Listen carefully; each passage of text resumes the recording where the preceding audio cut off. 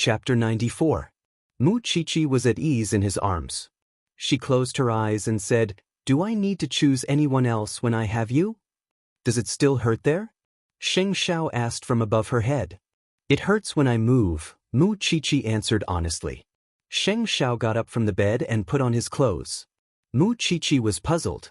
She wanted to ask him, but he had already picked up the car key from the bedside table. "I'm going out for a while. You sleep first." "Xiao Xiao." Mu Chichi wanted to get up, but Sheng Xiao had already disappeared from the room. Mu Chichi did not know where he went. She started to think about it. But in less than half an hour, Sheng Xiao came back with the medicine in his hand. "Xiao Xiao." Sheng Xiao went to the bathroom to wash his hands. Then he went back to the bed and lifted Mu Chichi's blanket. Mu Chichi was stunned. She wanted to get up, but Sheng Xiao stopped her. "This medicine can relieve the pain a little. I'll do it myself. Can you see?" Sheng Xiao snorted. Mu Chichi blushed. She had never thought that Sheng Xiao would do such a thing for her, even though they were already so close. But with Sheng Xiao's status, he could do whatever he wanted without caring about her feelings. But he was so considerate. Mu Chichi just lay there. After a while, she felt the body next to her sinking. She jumped into Sheng Xiao's arms. She was very satisfied. "Xiao Xiao, you are the best to me. You are useless." Sheng Xiao hugged Mu Chichi. Although his words were harsh, his body was honest. He comforted Mu Chichi and coaxed her to sleep. Their first time did not go well. Of course, it was not terrible either. What they did not know was that Lu Wenhua saw them going out in the middle of the night. He was already suspicious.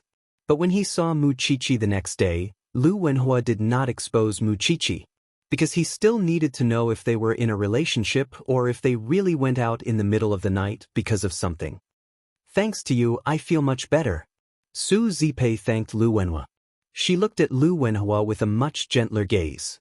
When she married that bastard, she had never been taken care of like this. So, she would not be lying if she said that she was not moved. "I'm glad you're fine," Lu Wenhua answered Su Zipei.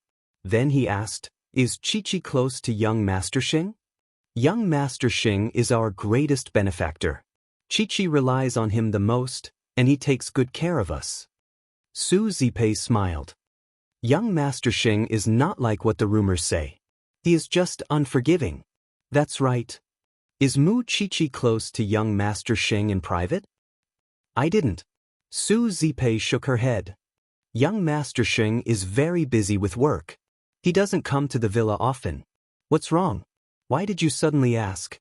"It's nothing. I just feel that young Master Xing really cares about Mu Chichi." Lu Wenhua had only seen it once. Of course, he couldn't just tell Su Zipei like that. He had to confirm it. It would be best if things did not turn out the way he expected. But if there were feelings between the two that they shouldn't have, things would get complicated. Leaving aside the consequences of Su Zipei learning about it, Sheng Xiao's reason for helping Mu Chichi was not as simple as it seemed. Hence, Lu Wenhua decided to observe a few more times. Meanwhile, the members of the Mu family were still in a terrible predicament, because Mu Chichi's conditions had indeed exceeded their bottom line. Papa Mu hoped that he could get Mu Chichi's help without paying any price. But deep down in his heart, he knew that it was impossible. Mu Group was in trouble now. His brothers were pressuring him. Ever since Papa Mu took over Mu Group, he had never been so troubled. Mu Tongxue had been beaten up for a few days. She knew that if she didn't fight back, she might not be able to win back Papa Mu's heart. So, late at night, she kept thinking of a way to regain her father's favor.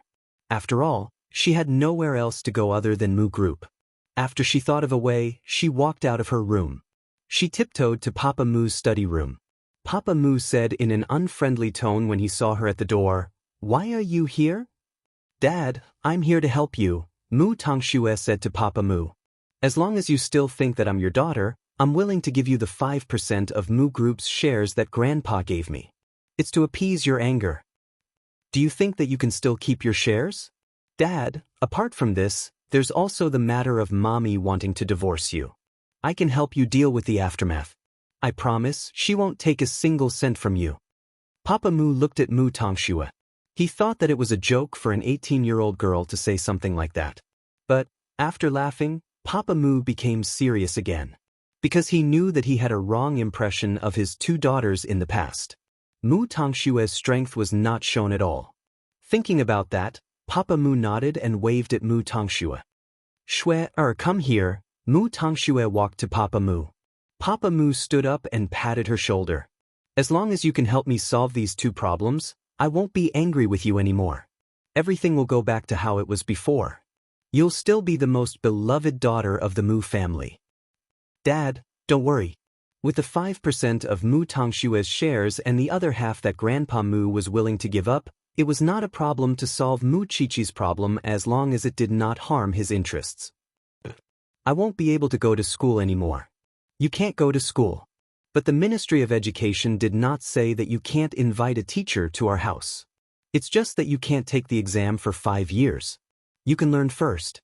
After 5 years, you'll get a diploma. It was so easy to reach a consensus. Mu Tongshue thought about the humiliation and hatred that Mu Qiqi brought to her. It was fine. She would let Mu Qiqi have the upper hand now. When the time was right, she would get it back. Are you really confident about your mother's matter? Dad, trust me, Mu Tongshue said to Papa Mu. Mu Tongshue replied to Papa Mu. I'll learn my lesson this time. I won't do such a shameful thing again. It's good that you know. So, the Mu family decided on the shares. They contacted Su Zipei as soon as possible. Su Zipei called Lu Wenhua out of reflex. Chapter 95. Mu Qiqi was already an adult. Logically speaking, it was not a bad thing to be in a relationship. But it was complicated between Mu Qiqi and Xing Xiao. First of all, the two families were enemies. Secondly, they were the benefactors of each other now.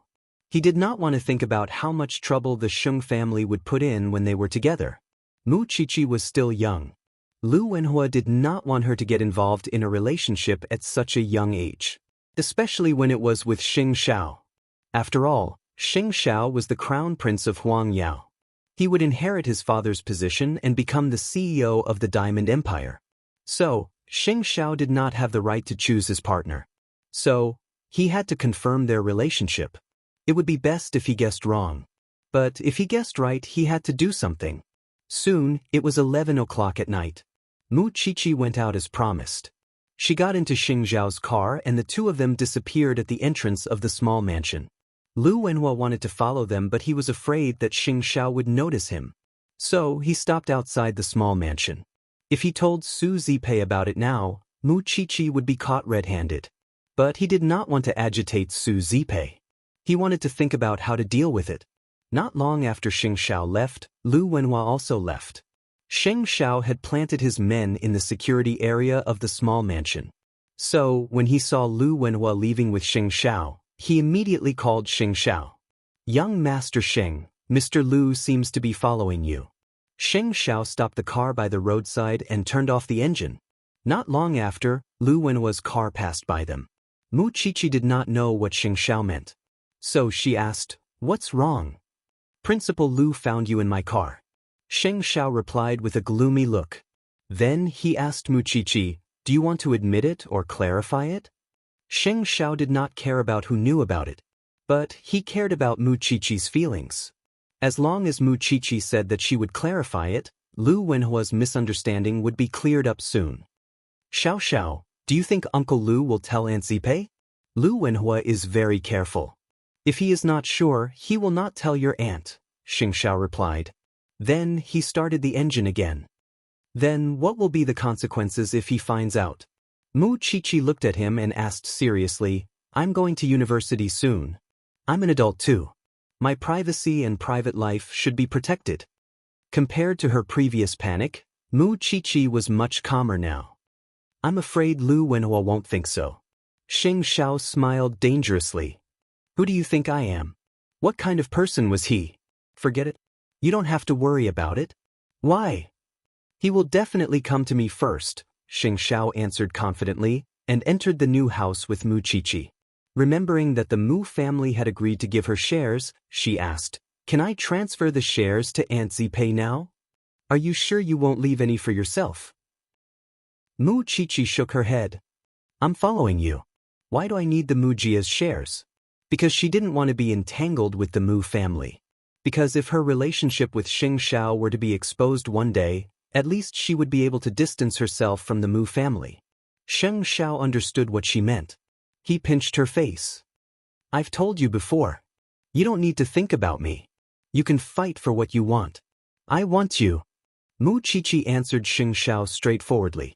But it was a psychological need. But Xing Xiao misunderstood it. Your body needs to rest a little more. Xing Xiao carried her into the bathroom. They came out after an hour. As for what happened in the bathroom, Mu Qiqi's red face could explain it. After a while, Mu Qiqi fell asleep in Xing Xiao's arms. As for Xing Xiao, he thought that he would have to meet Lu Wenhua first tomorrow. The next morning, Xing Xiao went back to Huang Yao first. Jing Yun received a call from Lu Wenhua. It was a formal call. It seemed that Lu Wenhua was serious about it. Young master, you have half an hour during lunch break. You can meet Principal Lu. Arrange a place where people won't notice. Remind me when I meet him, Xing Xiao answered. Understood. Jing Yun made the arrangements. It was a cafe opposite Huang Yao. During lunch break, Xing Xiao went to the cafe. When he saw Lu Wenhua, he did not wait for him to speak. Xing Xiao said, Are you looking for me because of Qiqi? It seems that young Master Sheng already knows about it. I've arranged someone to watch you in the villa. He saw your whereabouts, Xing Xiao answered straightforwardly. Lu Wenhua frowned when he saw that. He asked Xing Xiao, You and Qiqi? I thought that you already understand. Young Master Sheng, why? You know that nothing will happen between you and Qiqi. She is still a child. If you treat her like this, what will happen to her when you two separate in the future? Let's not talk about the feud between your two families. Even if there is no grudge between you two, how can anyone enter the Sheng family just because they want to? Lu Wenhua questioned Xing Xiao directly. But Xing Xiao was very calm. There was even a smile at the corner of his mouth. Since you came to me, it means that your feelings for Aunt Zipei are real, Xing Xiao replied. Now, I want to know your thoughts. What do you think about Qiqi? I, Xing Xiao, never hide my private affairs. You should know that, Principal Lu. But Qiqi did not want Aunt Zipei to be sad and worried. So, we did not reveal our relationship to the public. How dare you reveal it to the public? The Sheng family can eat Qiqi. How do you know that I can't protect Qiqi, Principal Lu? Xing Xiao looked at Lu Wenhua firmly and asked. She is mine.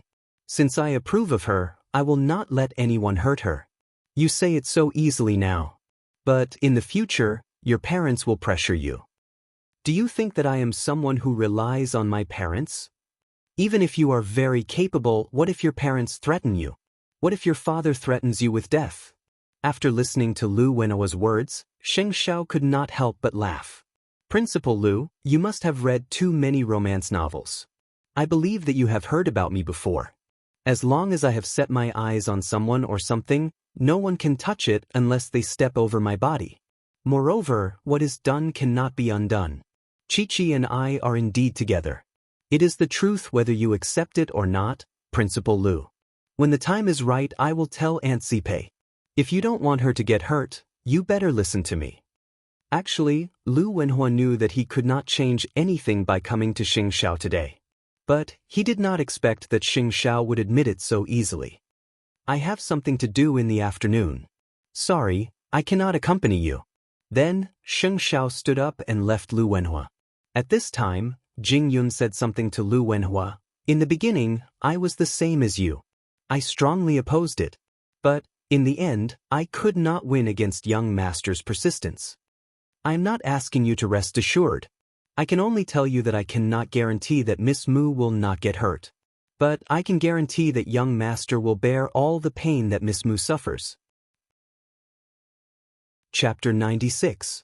Xing Xiao had said it just now. What was done could not be undone. Could it be that Lu Wenhua did not understand the meaning of these words? Moreover, they went out at night and came back the next morning. Even if Xing Xiao did not say it, Lu Wenhua would know that Mu Qiqi and Xing Xiao were inseparable now. He did not think that he could change anything. He just wanted to know what Xing Xiao was thinking and how he was going to help Mu Qiqi settle down in the future. Lu Wenhua felt terrible when he saw the current situation. He had to think from Su Zipei's point of view. Principal Lu, if there is nothing else, please leave. Lu Wenhua took a deep breath, stood up and left the cafe. Then he drove to the small mansion. But Mu Qiqi was not at home. Why are you here at this time? Have you had lunch? Lu Wenhua shook his head. Then I will cook for you. Just wait for a while. Lu Wenhua did not want to eat Su Zipei's food. He just wanted to give her a chance to talk. But he did not want to do it on purpose. So, he sat down at the dining table and saw Su Zipei serving him a bowl of noodle soup. He could not help but remind her. It is not safe outside these days. You and Mu Qiqi should not go out at night. We usually sleep at around 10 o'clock. Why should we go out at night? Su Zipei was anxious when she saw that he wanted to say something. What do you want to say? Nothing. You had a fever last time. When I left, I heard some rustling sounds.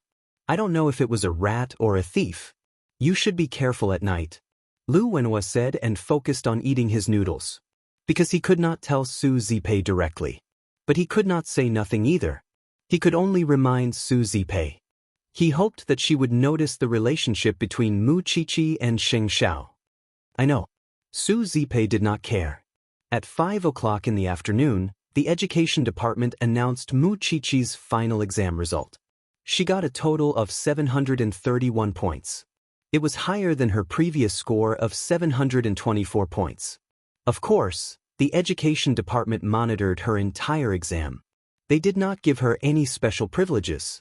The education department also posted her questions on the internet so that people could compare the answers. Although it was a series of actions to clear Mu Qiqi's name, Mu Qiqi had already applied to study forensic science. Just as Sheng Xiao expected, after Mu Qiqi's results were exposed, the matter of exchanging test papers that had just died down was brought up again. Mu Group's shares had been affected several times and they had suffered huge losses. Papa Mu could not stand it any longer, and so arranged to meet with his lawyer and Mu Qiqi so that Mu Qiqi could speak up as soon as possible. 10% of Mu Group's shares was not a small amount. However, Papa Mu knew that the loss of Mu Group would be more severe if he delayed any longer. That was when Mu Tongxue suggested that she would go with her lawyer. As long as she apologized to Mu Qiqi would forgive the Mu family faster. Papa Mu thought about it and did not stop her. Since he had promised to restore Mu Tongxue's status as the daughter of the Mu family, he would give her that chance. That was why Mu Tongxue and the Mu family's lawyer went to the little mansion together. Su Zipei quickly asked the Mu family's lawyer when she saw Mu Tongxue. Why is she here? Miss Mu, I'm here to apologize. It's okay, Aunt Zipei. Mu Qiqi said to Su Zipei. Now that my results are out and the share transfer agreement has been delivered, you don't have to be afraid of her. Why should I be afraid of her? I'm just worried that you will feel uncomfortable. Su Zipei snorted. I didn't expect that the Mu family would forgive her so soon. That's not surprising. After all, Mu Tongxue can't scold her for the rest of her life. She won't be satisfied with that. It was Mu Tongxue's first time entering the little mansion. What other reason could she have for coming to Mu Qiqi's new home? She just wanted to see if she could find any clues from the little mansion. She wanted to see if the man behind Mu Qiqi had left any traces in the little mansion. Miss Mu, the share transfer agreement will be completed after you sign it here. The lawyer reminded Mu Qiqi. Aunt Zipei, please sign it. Mu Qiqi pulled Su Zipei and said, I'll give you the 10% shares. Qiqi. Su Zipei was stunned. Aunt Zipei, this is my gift to you. Sign it now so that we don't have to trouble the lawyer to transfer the shares. Mu Qiqi said to Su Zipei. You've helped me and taken care of me. You deserve it. But, Aunt Zipei, it's useless for me to hold the shares now. Mu Qiqi glanced at Mu Tongxue who was sitting beside the lawyer when she said that. She realized that Mu Tongxue had put away her bad habit of acting after the blow. She was much quieter now. However, she did not think that Mu Tongxue's quietness was a sign of regret. She was thinking and plotting a scheme. Su Zipei thought about it again and again. Finally, she signed it. I'm just keeping it for you temporarily. Mu Qiqi had no intention of taking it back since she had given it to Mu Tongxue. She just wanted the Mu family to pay the price and make them suffer. Then, Mu Tongxue stood up and said to Mu Qiqi, "Sister, I'm sorry. It was my fault in the past. I hope you can forgive me. Whether I forgive you or not, we won't have anything to do with each other anymore. You can be your mistress and I'll study in my university. I'll learn my lesson in the future. You don't have to say why you're here. We both know that you're not the second young lady who likes to pretend to be pitiful, and I'm not the scapegoat who gets bullied. From now on, I just hope that you won't mess with me." "I'll remember that." Mu Tongxue did not refute a single word, appearing very obedient. However, Mu Qiqi would not fall for that. "Since you've remembered it, you can leave now. Sister, before I leave, can I visit your room?" Mu Qiqi sneered and nodded. "Sure." Then, the two sisters entered Mu Qiqi's room one after the other. Mu Tongxue looked around after she entered the room and said, "It's better for you to be here than at the Mu family. What clues did you find? Can you find my wild man now?" Mu Qiqi asked in return. "Be careful if you want to find him.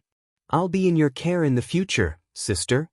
The meaning behind Mu Tongxue's words was clear. She would not let Mu Qiqi off so easily and would definitely bite her to death. Even so, Mu Qiqi was not afraid. "Bring it on. I've chosen forensics anyway. If you feed someone the wrong medicine in the future, we'll have corpses to talk." Mu Tongxue looked up at Mu Qiqi. The girl's change was certainly surprising. "Sister, that man has changed you too much." Chapter 97. Sheng Xiao only gave Mu Qiqi the courage to fight back. But, if Mu Tongxue did not hurt her again and again, Mu Qiqi thought that she would not have so many troubles at the age of 18. Soon, Mu Tongxue left the small mansion with the Mu family's lawyer. Meanwhile, Su Zipei asked Mu Qiqi, "What did you two talk about?" "Aunt, I will not be wronged again. You can be sure about that. But, you have given me all your shares. Giving them to you is more useful than giving them to me. Then, you won't feel that you are trying to climb up the social ladder with Uncle Lu." Mu Qiqi smiled. Su Zipei took a deep breath and patted Mu Qiqi's head. "You have changed a lot in these few months. I can't keep up with you anymore. And I have just grown up. But I still need Uncle Lu's help to speak for Mu Group. I know what to do. Also, the lawyer said that she can be released on bail until the trial.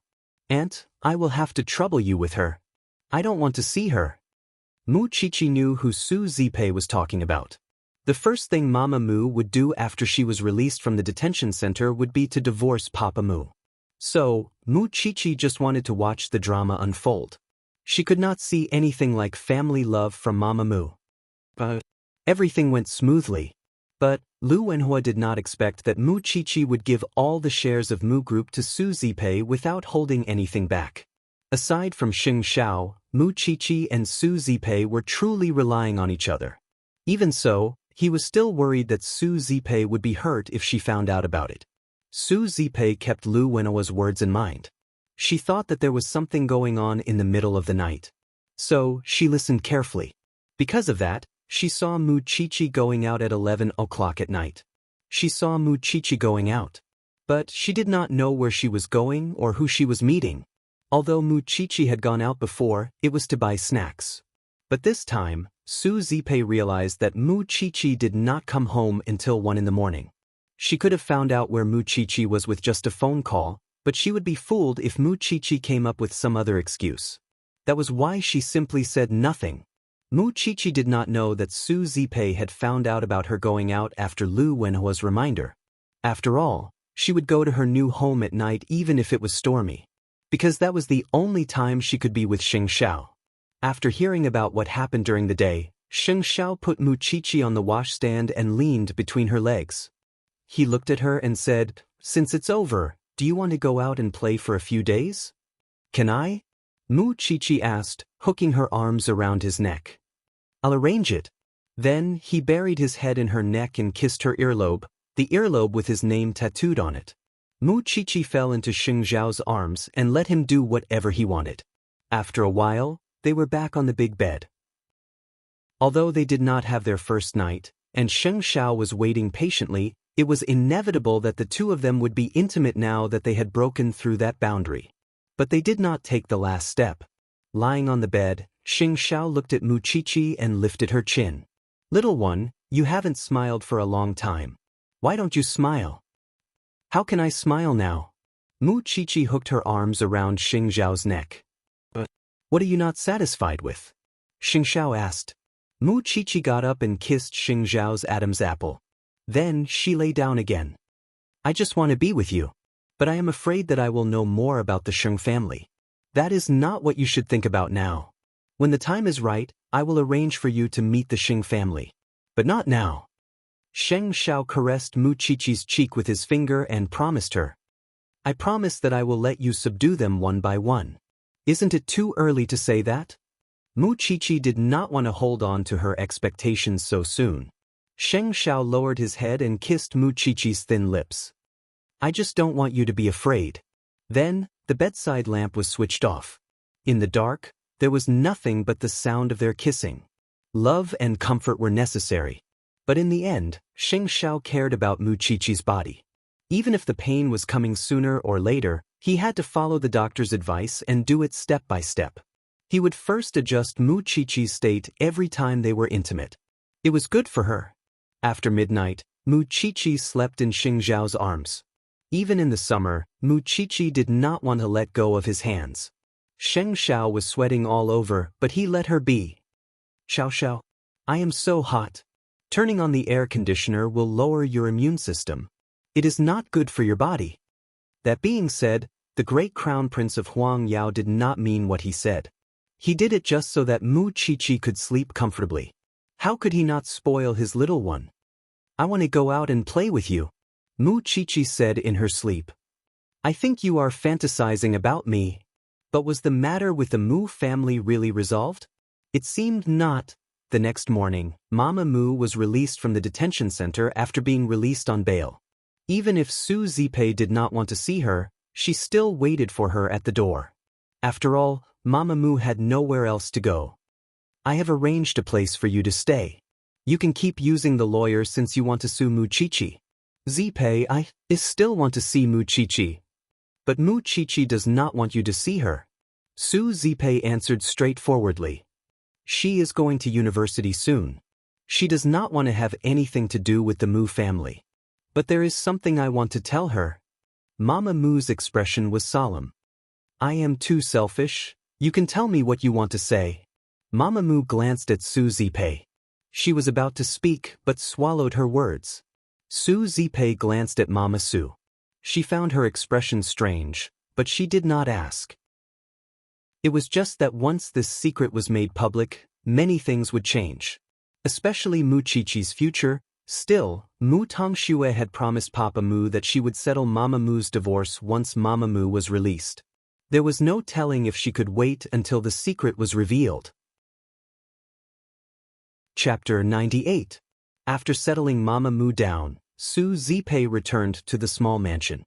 She did not tell Mu Qiqi that she saw Mu Qiqi going out. She did everything as usual. She waited until Mu Qiqi left the house at 11 o'clock at night. She followed Mu Qiqi quietly. When she saw Mu Qiqi getting into Sheng Xiao's car, she took a few steps back. Suddenly, she understood why Lu Wenhua asked her to be careful. He must have seen Mu Qiqi and Sheng Xiao leaving the house. Then, she remembered what Mu Tongxue told her about Mu Qiqi's secret meeting with a man at night. It turned out that Mu Qiqi and Sheng Xiao had been going on a secret date before that. But she did not know about it. "Qiqi, young Master Sheng." Su Zipei covered her chest and went back to the mansion. She sat in the living room. Her mind was in a mess. She had never thought that Mu Qiqi would fall in love with her savior. Then, Su Zipei called Lu Wenhua. She knew that Mu Qiqi would not come back that night. Lu Wenhua thought that something important had happened to Su Zipei when he received the call. But when he entered the small mansion and sat opposite Su Zipei, he saw that Su Zipei looked very serious. She seemed to be in a state of shock. "Did Mu Qiqi go out?"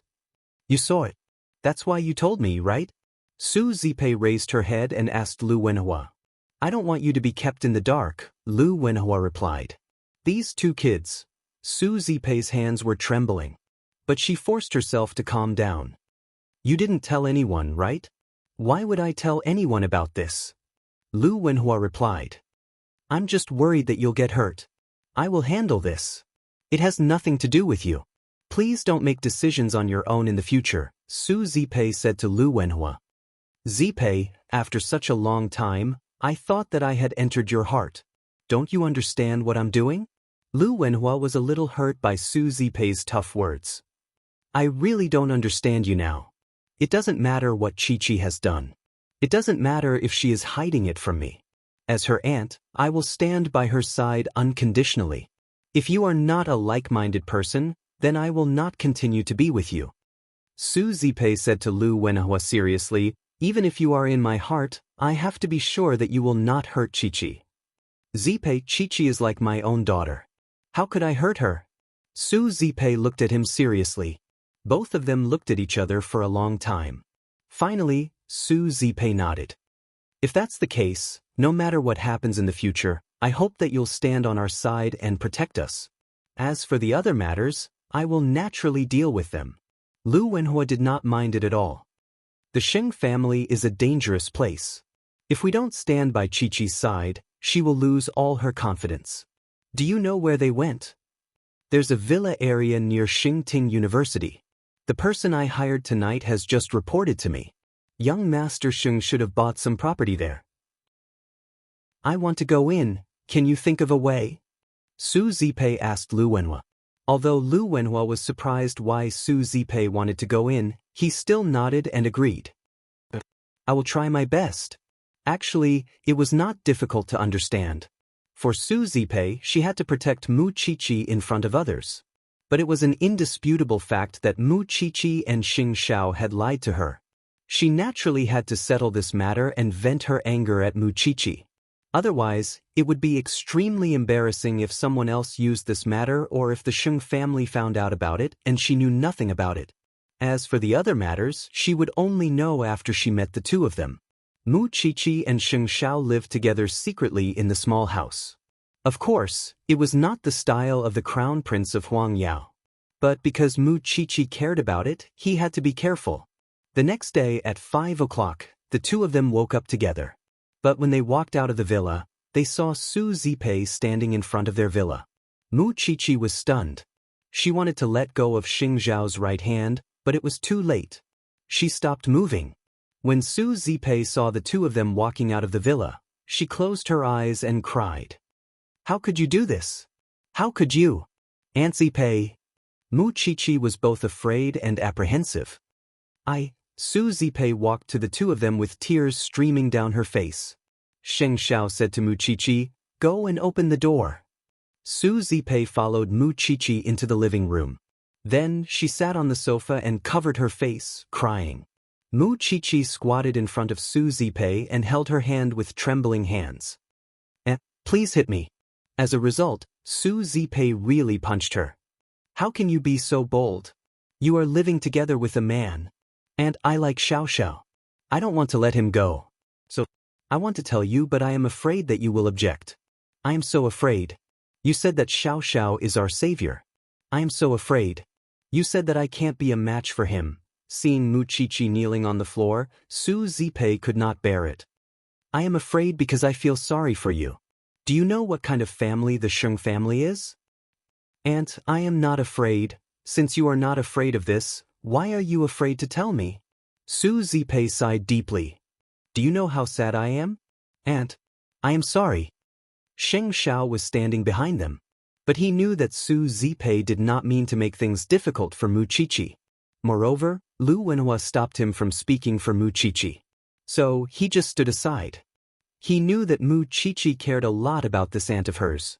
She stood up from the sofa and walked around the villa. When she saw that the villa was filled with the smell of the two of them, she could not help but burst into tears. When she arrived at the kitchen, she saw that it was clean and tidy. She turned around and said, don't sneak around in the future. It's bad for your health to wake up at 5 in the morning. Also, both of you don't know how to cook. You should go home and eat. Mu Chi-Chi nodded and said, don't sneak around in the future. Aunt, you, Chi-Chi, you used to be timid and cowardly, and I was afraid that you would be taken advantage of. But after this period of time, I can see that you have changed.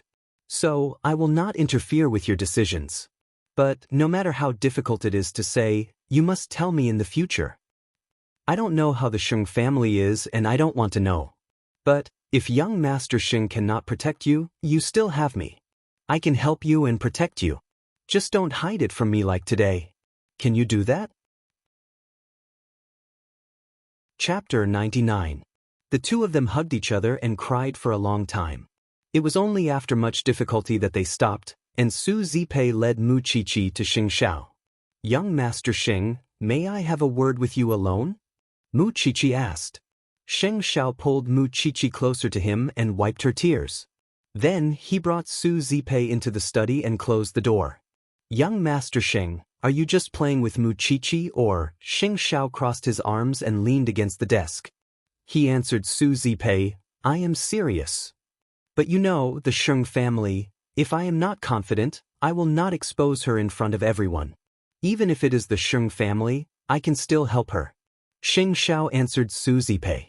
He was not as lazy, devilish or playful as he used to be. He was very serious.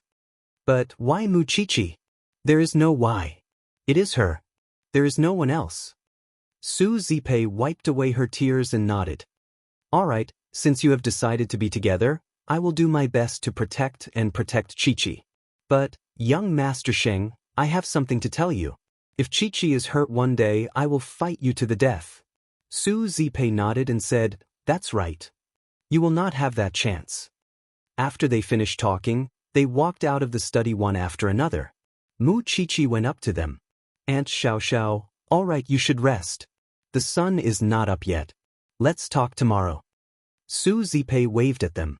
Lu Wenhua went forward and held Su Zipei's shoulder. They did not stay in the villa for long. Mu Chi-Chi watched them leave. But she could not do anything. She knew that her aunt still needed time to digest. Seeing her standing at the door in a daze, Xing Shao reached out to Mu Chi-Chi and pulled her into his arms. But, do you feel guilty now? Aunt does not blame me. She is a righteous person. But After Xing Shao heard this, he carried her horizontally and placed her on the piano table behind him. Then he covered her with his tall body. You have a good aunt. I know. Soon, Xing Zhao's kiss landed, and her clothes fell to the ground. If that's the case, I'll *CK you today, here? What? You still want to pick? Before Mu Chi-Chi could say anything else, her chin was lifted, and Xing Zhao's warm palm moved down her spine. Her body was so sensitive that she couldn't help leaning back. The pain from that night was incomparably clear, but she did not flinch. She clung to his shoulders with both hands. When Xing Shao saw that, he picked her up by the waist and quickly returned to the bedroom. Then he took out a condom. Mu Chi-Chi blushed and looked away. At the same time, she was very afraid because she knew how unforgettable the pain was. Seizing the opportunity, Xing Shao lifted her chin and stared at her with his beautiful eyes. Can't concentrate? Xiao Xiao. Mu Chi-Chi called out softly. Perhaps she herself did not know that her voice was trembling and begging for mercy. It was no different from an aphrodisiac that struck straight at a man's heart. Xiao Xiao, what's the hurry? Xing Shao smiled mischievously when he heard Mu Chi-Chi's soft cry. After that, he did not hold back and expressed his feelings with intense actions and words. It was 8 o'clock in the morning when she woke up. Mu Chi-Chi was relieved when she saw that Xing Shao had not left yet. He was still asleep. Beneath his messy hair was a perfect face that captivated and mesmerized people. Mu Chi-Chi blushed when she remembered what happened just now. She wanted to get up, but her legs were weak and she almost rolled off the bed. Fortunately, Xing Shao reached out and caught her. Mu Chi-Chi fell into Xing Zhao's arms and stuck herself to his burning body, not daring to move. Hungry? Xing Shao asked over Mu Chi-Chi's head. Yeah. Mu Chi-Chi nodded. I want to pack up and go back to see Aunt Zipei. Xing Shao opened his eyes and looked down at Mu Chi-Chi. Then he rolled over and wrapped her in the blanket before carrying her over his shoulder. Xiao Xiao. Mu Chi-Chi was shocked. Congratulations on becoming my woman. Sheng Xiao moved closer to Mu Qiqi and teased her. You have taken my first time. You have to take responsibility. When did I say that I won't take responsibility? I'll say the ugly words first. I think I have the potential to be a pervert. I might want you anywhere, and when that happens, you won't be able to take it. You just like to bully me. Mu Qiqi could not help biting Sheng Xiao's nose. I know you're just scaring me. What if that's true? Mu Qiqi looked at his half-smiling face. Her heart raced and she was afraid that she would sink deeper into it. She quickly pushed him away. Aren't you going to work? Sheng Xiao sneered and did not say anything else. Instead, he put her in the bathtub and cleaned her up. Mu Qiqi enjoyed Sheng Xiao's service and felt the discomfort in her body disappearing bit by bit. She was finally Sheng Xiao's, and Sheng Xiao belonged to her alone. Sheng Xiao, the crown prince, was hers. After washing up, Sheng Xiao sent Mu Qiqi back to the small villa. Then he went back to Huangyao. Mu Qiqi thought about what happened in the morning. She felt sad, especially when she saw Su Zipei. Aunt, since you've made your choice, you must be loyal to it. I understand. Su Zipei smiled at Mu Qiqi. Thank you, Aunt. Moreover, I've promised Wenhua that we'll get along and see if we can become a family. Really? In fact, Su Zipei did this not only because she had feelings for Lu Wenhua, but also because she had other plans. She wanted to help Mu Qiqi gain some background. She could not have nothing. Who knew what would happen to the Sheng family in the future? Lu Wenhua knew that she had such thoughts. But he did not object. After all, it was enough for him to protect the person he loved. Come and have breakfast. I still have to go to the hotel to deal with that woman. She seemed to have a secret to tell me. But she did not say it out loud. I'll ask her today. Chapter 100. Su Zipei arrived at the hotel in the morning. She saw Mama Mu packing her luggage. She asked, Do you have a plan? I spoke to Mu Qiqi last night. He asked me to go to him today to discuss the terms of the divorce. If everything goes well, I want to go abroad after I finish my sentence, Mama Mu said to Su Zipei. What's the point of staying here now that my family is gone? She could start afresh after she went abroad. It was a good place to go. However, Su Zipei did not forget her purpose of coming to the hotel today. Yesterday you wanted to say something but stopped. What did you want to say to me? Mama Mu stopped what she was doing when she heard Su Zipei's question. She turned around and looked at Su Zipei. What secret do I have to tell you? I know you. Don't you look like you have a secret now? Mama Mu chuckled and sighed. Zipei, I know you care about Mu Qiqi. So, I can't tell you my secret now even if I have it. I'll give you an explanation after I get the divorce. Then I'll wait. Are you going to the Mu family? Don't worry. I have my lawyer with me. Everything will be fine. I've had enough of that man. After being married for so many years, Papa Mu always asked her to behave herself. Otherwise, he would scold and beat her. She had endured it for so many years. Now it was the end. All right then. After all, it was a private matter between Mama Mu and the Mu family. She could not force herself to stay by Mama Mu's side. Moreover, even if she was worried about Mama Mu might not appreciate it. After all, no matter how much the Mu family had done wrong, Mama Mu had never done anything wrong. I'm leaving now. Mama Mu brought her lawyer to the Mu family's house. Mama Mu hesitated when she saw the familiar house. But she still walked in. Papa Mu was sitting on the sofa in the living room. There was the divorce agreement on the coffee table in front of him. Mu Group had just started to improve. He did not want to waste his time on Mama Mu. After all, he had given her 10% of the company's shares so that she could speak up for Mu Group. After being married for so many years, I think I owe you something. So, here's the check. You can fill in the amount you want. I won't complain. Mama Mu could not believe it. She never thought that Papa Mu would be so easy to negotiate with. But the check on the table and the divorce agreement were all signed. Papa Mu was not lying this time. Could it be that he still had feelings for Mama Mu? Actually, that was not the case. After Mama Mu called Papa Mu last night, Mu Tongxue told Papa Mu, Dad, you can agree to whatever request that woman makes tomorrow. Then, you'll go on a business trip and leave the rest to me. What if you fail again? Papa Mu clearly did not trust Mu Tongxue enough. Believe me, she won't be able to take a single cent. It was precisely because of that conversation that Papa Mu was being so generous. He rose to his feet when he saw that Mama Mu was not moving. We've been husband and wife for so many years, and I don't want to see you leave with my own eyes. That's why I'm leaving first. I'm going overseas for a business trip. Mama Mu never expected that Papa Mu would be so understanding. Could it be that he really owed her something? She thought that Papa Mu was scheming, but he really left the house. Mama Mu looked at the divorce agreement and the check and turned to the lawyer doubtfully. If that's the case, it's a good thing. You don't have to trouble the lawyer. If that's the case, I'll leave first. You can pack your things, the lawyer told Mama Mu.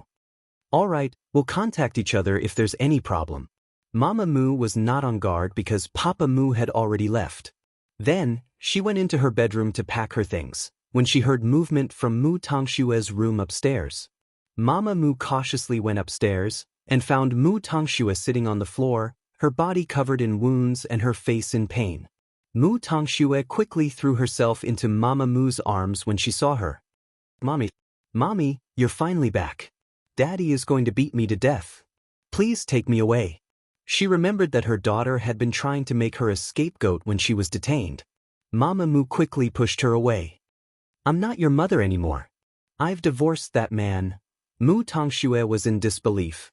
She knelt on the floor and hugged Mama Mu's legs, begging, Mommy, don't go please? Stay with me. I'm not a member of the Mu family anymore. Just tonight. Stay with me. Daddy's on a business trip and I'm scared. Mu Tongxue hugged Mama Mu's legs and would not let go no matter what. Mama Mu's heart softened at that. I'll leave tomorrow morning. Mu Tongxue hugged Mama Mu's legs and burst into tears when she got a response. Mama Mu helped her to bed when she saw her in pain. She took care of her as she always did, but she was not a member of the Mu family after all. You'll be alone in the Mu family from now on. Be careful. Mommy, you don't want me anymore. You don't want me anymore. Mu Tongxue was sobbing pitifully, which was why Mama Mu stayed by her side and took care of her for the whole day. It was fortunate that the man had gone on a business trip. Otherwise, she would not have stayed in the house for a second. If not for that man's conscience and did not make things difficult for her after the divorce, she would have ignored Mu Tongxue no matter how miserable she was. When night fell, Su Zipei called Mama Mu to ask why she did not return to the hotel. Mama Mu told Su Zipei that everything was going smoothly. She would pack her things and leave the Mu family early the next morning. Su Zipei told Mama Mu to be careful because she knew that the father and daughter of the Mu family were not easy to deal with. Mama Mu nodded in agreement. But she did not know that she would not survive the night in the Mu family. Mu Tongxue stayed in bed for the whole day because she had been abused too much. After Mama Mu made her dinner, she returned to the room where she had lived with the man for decades and packed her things. Everything appeared to be fine, but the entire mansion was engulfed in thick smoke in the middle of the night. The neighbors quickly called the police, and the firefighters arrived 20 minutes later. Mu Tongxue was calling for help from the second floor, and the firefighters quickly took action. They had her jump down from the second floor, and someone would come to her rescue. The fire was so fierce that Mu Tongxue hesitated several times. Fortunately, everyone tried their best to dissuade her, and she finally jumped out of the window. But she fainted when she reached the ground. Chapter 101. When Su Zipei received the call, it was not even 4 in the morning. She was surprised to receive a call from the hospital. But when the doctor mentioned Su Ziqing's name, Su Zipei's heart skipped a beat. Because there was only one thought in her mind. It's over. At the moment, Mu Qiqi was in her new home. She was very restless in her dreams. Sheng Xiao was woken up by her waving hands. Seeing that she was sweating, he propped himself up and hugged her in his arms. Little one, you can't be honest even in your dreams. Su Zipei called Mu Qiqi while rushing to the hospital. Sheng Xiao saw his phone screen flickering. He got up and picked it up. Aunt Ziki. Young Master Sheng, bring Mu Qiqi to the hospital. Hurry, her mother is dying. Which hospital?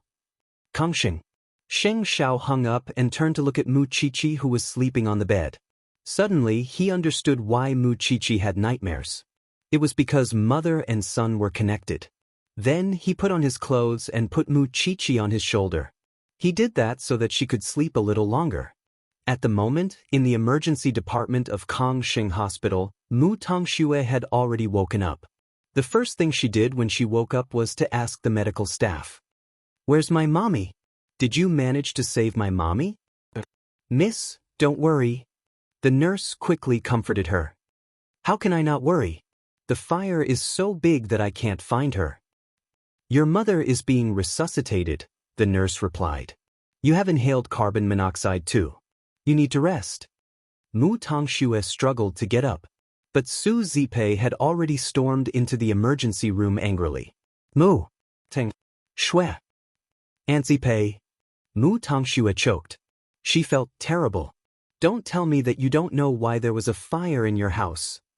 "Aunt Zipei, I really don't know. I really cough. Family member, don't agitate the patient." The nurse advised Su Zipei, "If there's anything, please investigate it first." Su Zipei looked at Mu Tongxue. She looked at her hateful face and gritted her teeth. "If I find out that you have something to do with this, I won't let you go." "Aunt Zipei, I'm really innocent." Mu Tongxue defended herself. Even if she had done something, she wouldn't have been so heavy-handed.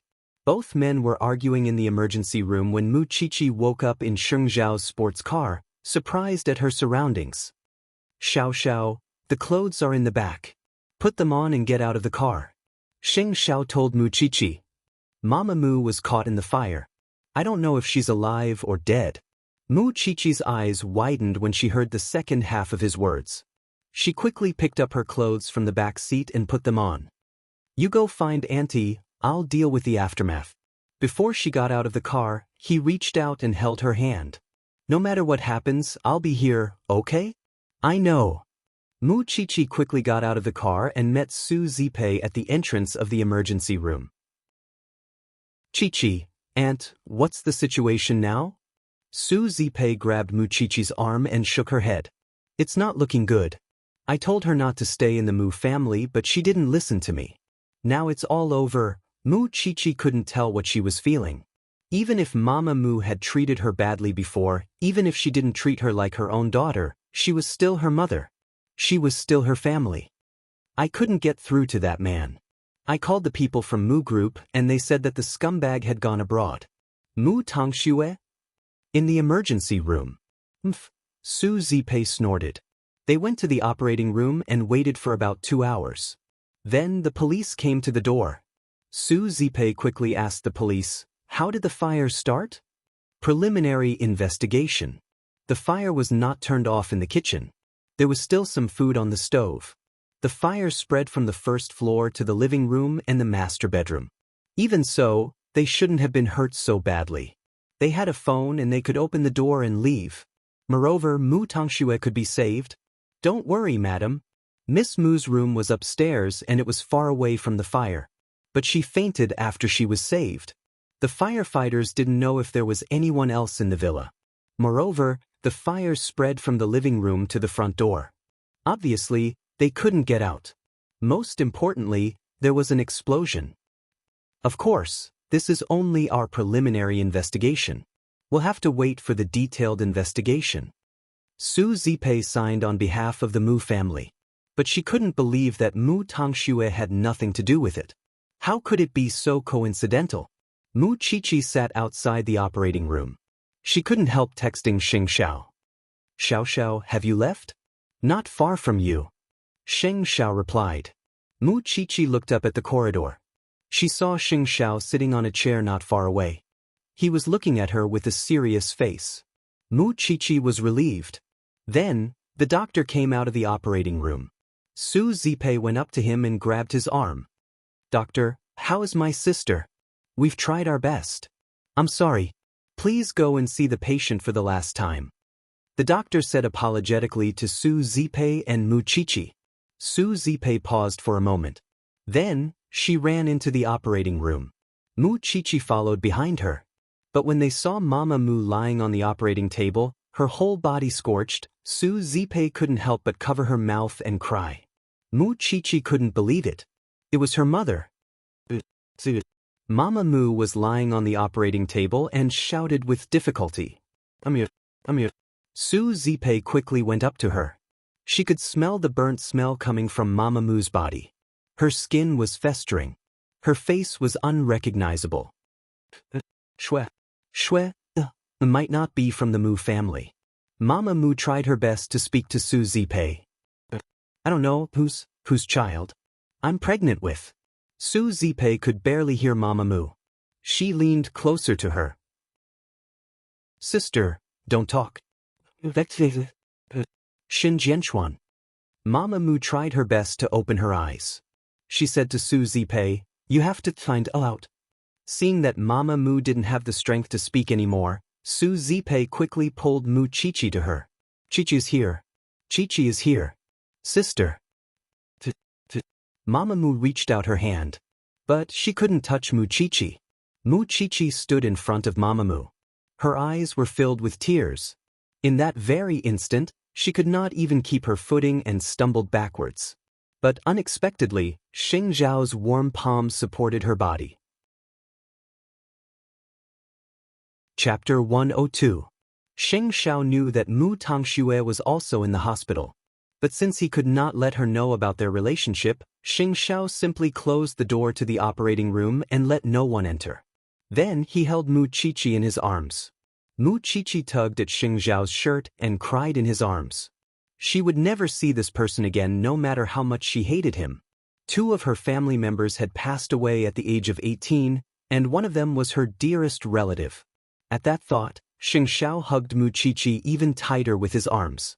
Su Zipei turned to see Mu Chichi crying. She slowly stopped crying and patted her shoulder. Your mother is so badly hurt. Even if she survives, it would be a fate worse than death. It's better to leave, at least she won't have to suffer. Mu Chichi nodded. Apart from dealing with your mother's funeral, there's one more thing. We have to find out the truth behind the fire. Mu Chichi struggled out of Xing Zhao's arms. She stayed quiet for a few seconds before turning to Su Zipei. Aunt Zipei, I want to see Mu Tangxue. Su Zipei understood what Mu Chichi meant and looked at Xing Zhao. Xing Zhao looked down at Mu Chichi and nodded. Go. Be careful. I'll take care of the aftermath. Mu Chichi let go of Xing Zhao's waist and held Su Zipei instead. Like mother and daughter, they walked to the emergency room with the same anger. Meanwhile, Mu Tangxue was getting an intravenous drip. Sister, Mu Chichi did not give her a chance to speak. She dragged her from the bed and onto the floor. Mu Tangxue fell on the floor. Tears streamed down her face. She could not resist at all. The nurse quickly went up to Mu Chichi and stopped her. What are you doing? The patient is badly hurt. Mu Chichi looked down at Mu Tangxue and pinched her chin. It's just a serious injury. Why don't you just die? Mu Tangxue was sobbing. It took her a long time to catch her breath. Mommy, how is Mommy? You still have the cheek to ask.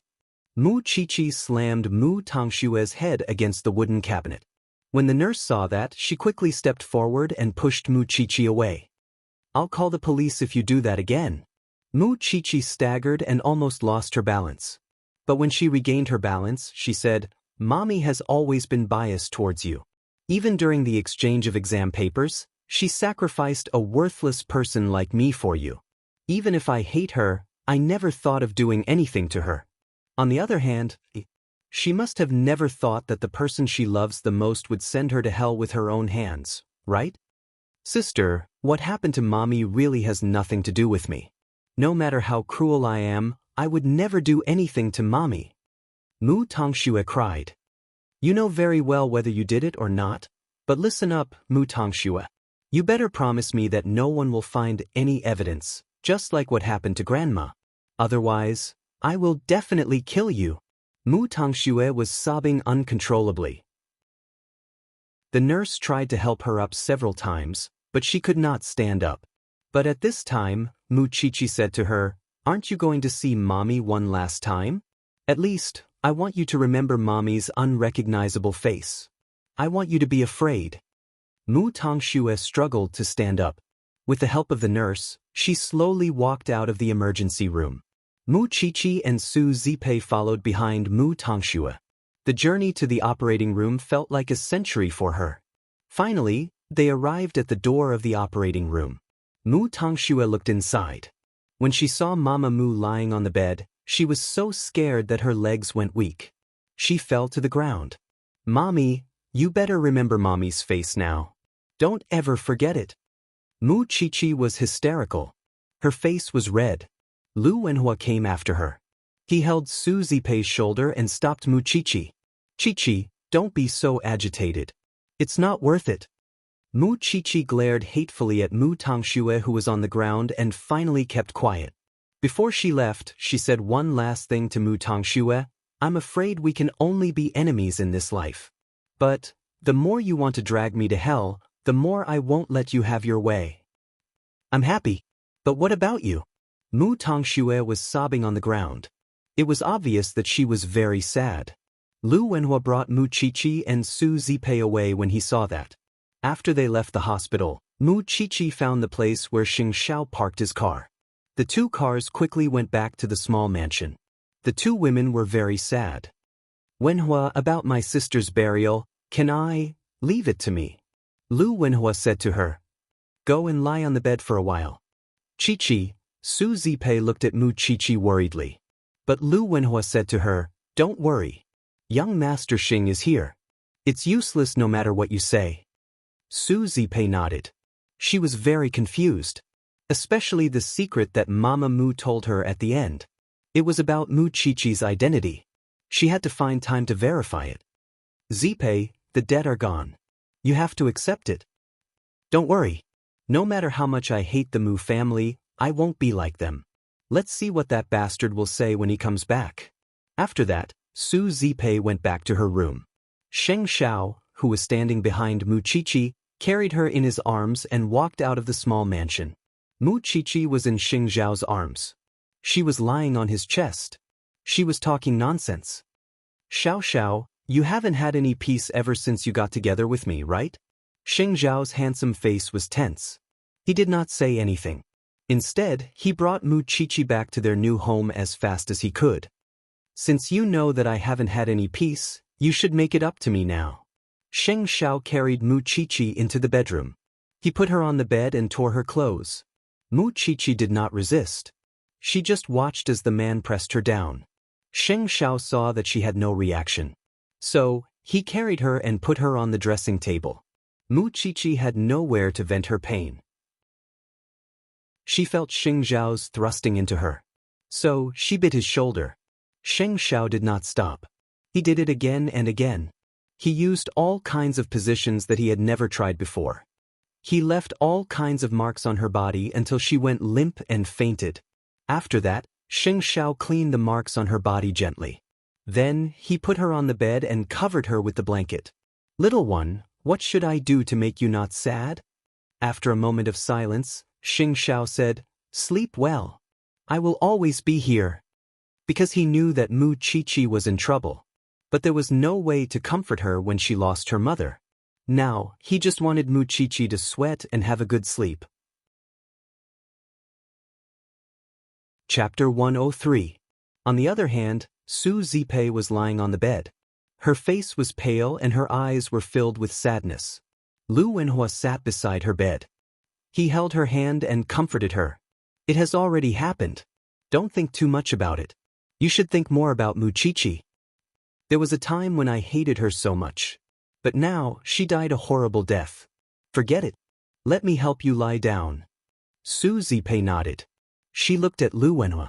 Suddenly, she remembered what Mama Mu told her before she died. She asked her to investigate Shenjianchuan. But she knew nothing about Shenjianchuan.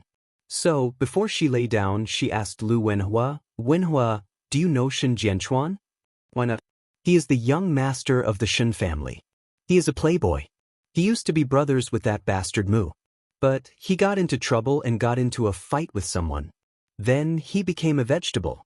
Now, he is lying in the hospital. So, it is normal that you have never heard of him. Why are you asking about him?" "Nothing." Su Zipei shook her head. Then she lay down. Although she did not know what happened between Mama Mu and Shen Jianchuan, she had to find out the truth since her sister had such a question. After Mama Mu's funeral, she would investigate the hospital where the man was admitted to. Then, she would find out about Mu Qiqi's identity. Have a good rest. I will take care of the hospital. Thank you, Wenhua. Actually, she felt more at ease with this man by her side. At least, she had someone to rely on when something like this happened. A day had passed since the incident. Papa Mu rushed to the hospital in the evening, looking travel-worn. The mansion was burnt and Mama Mu was charred. The first thing Papa Mu did when he entered the hospital was to identify Mama Mu's body. Papa Mu looked serious when he saw the mutilated body. Then he went to Mu Tongshue's ward. Dad. Mu Tongxue ran to her father when she saw him. It's okay, Shuer. Papa Mu hugged Mu Tongxue and comforted her. It's all over now. Mommy. But Mommy, I know. I know everything. I've gone to see your mommy. Papa Mu's eyes reddened. It was as if he could feel the pain and suffering of being a married couple for more than 10 years.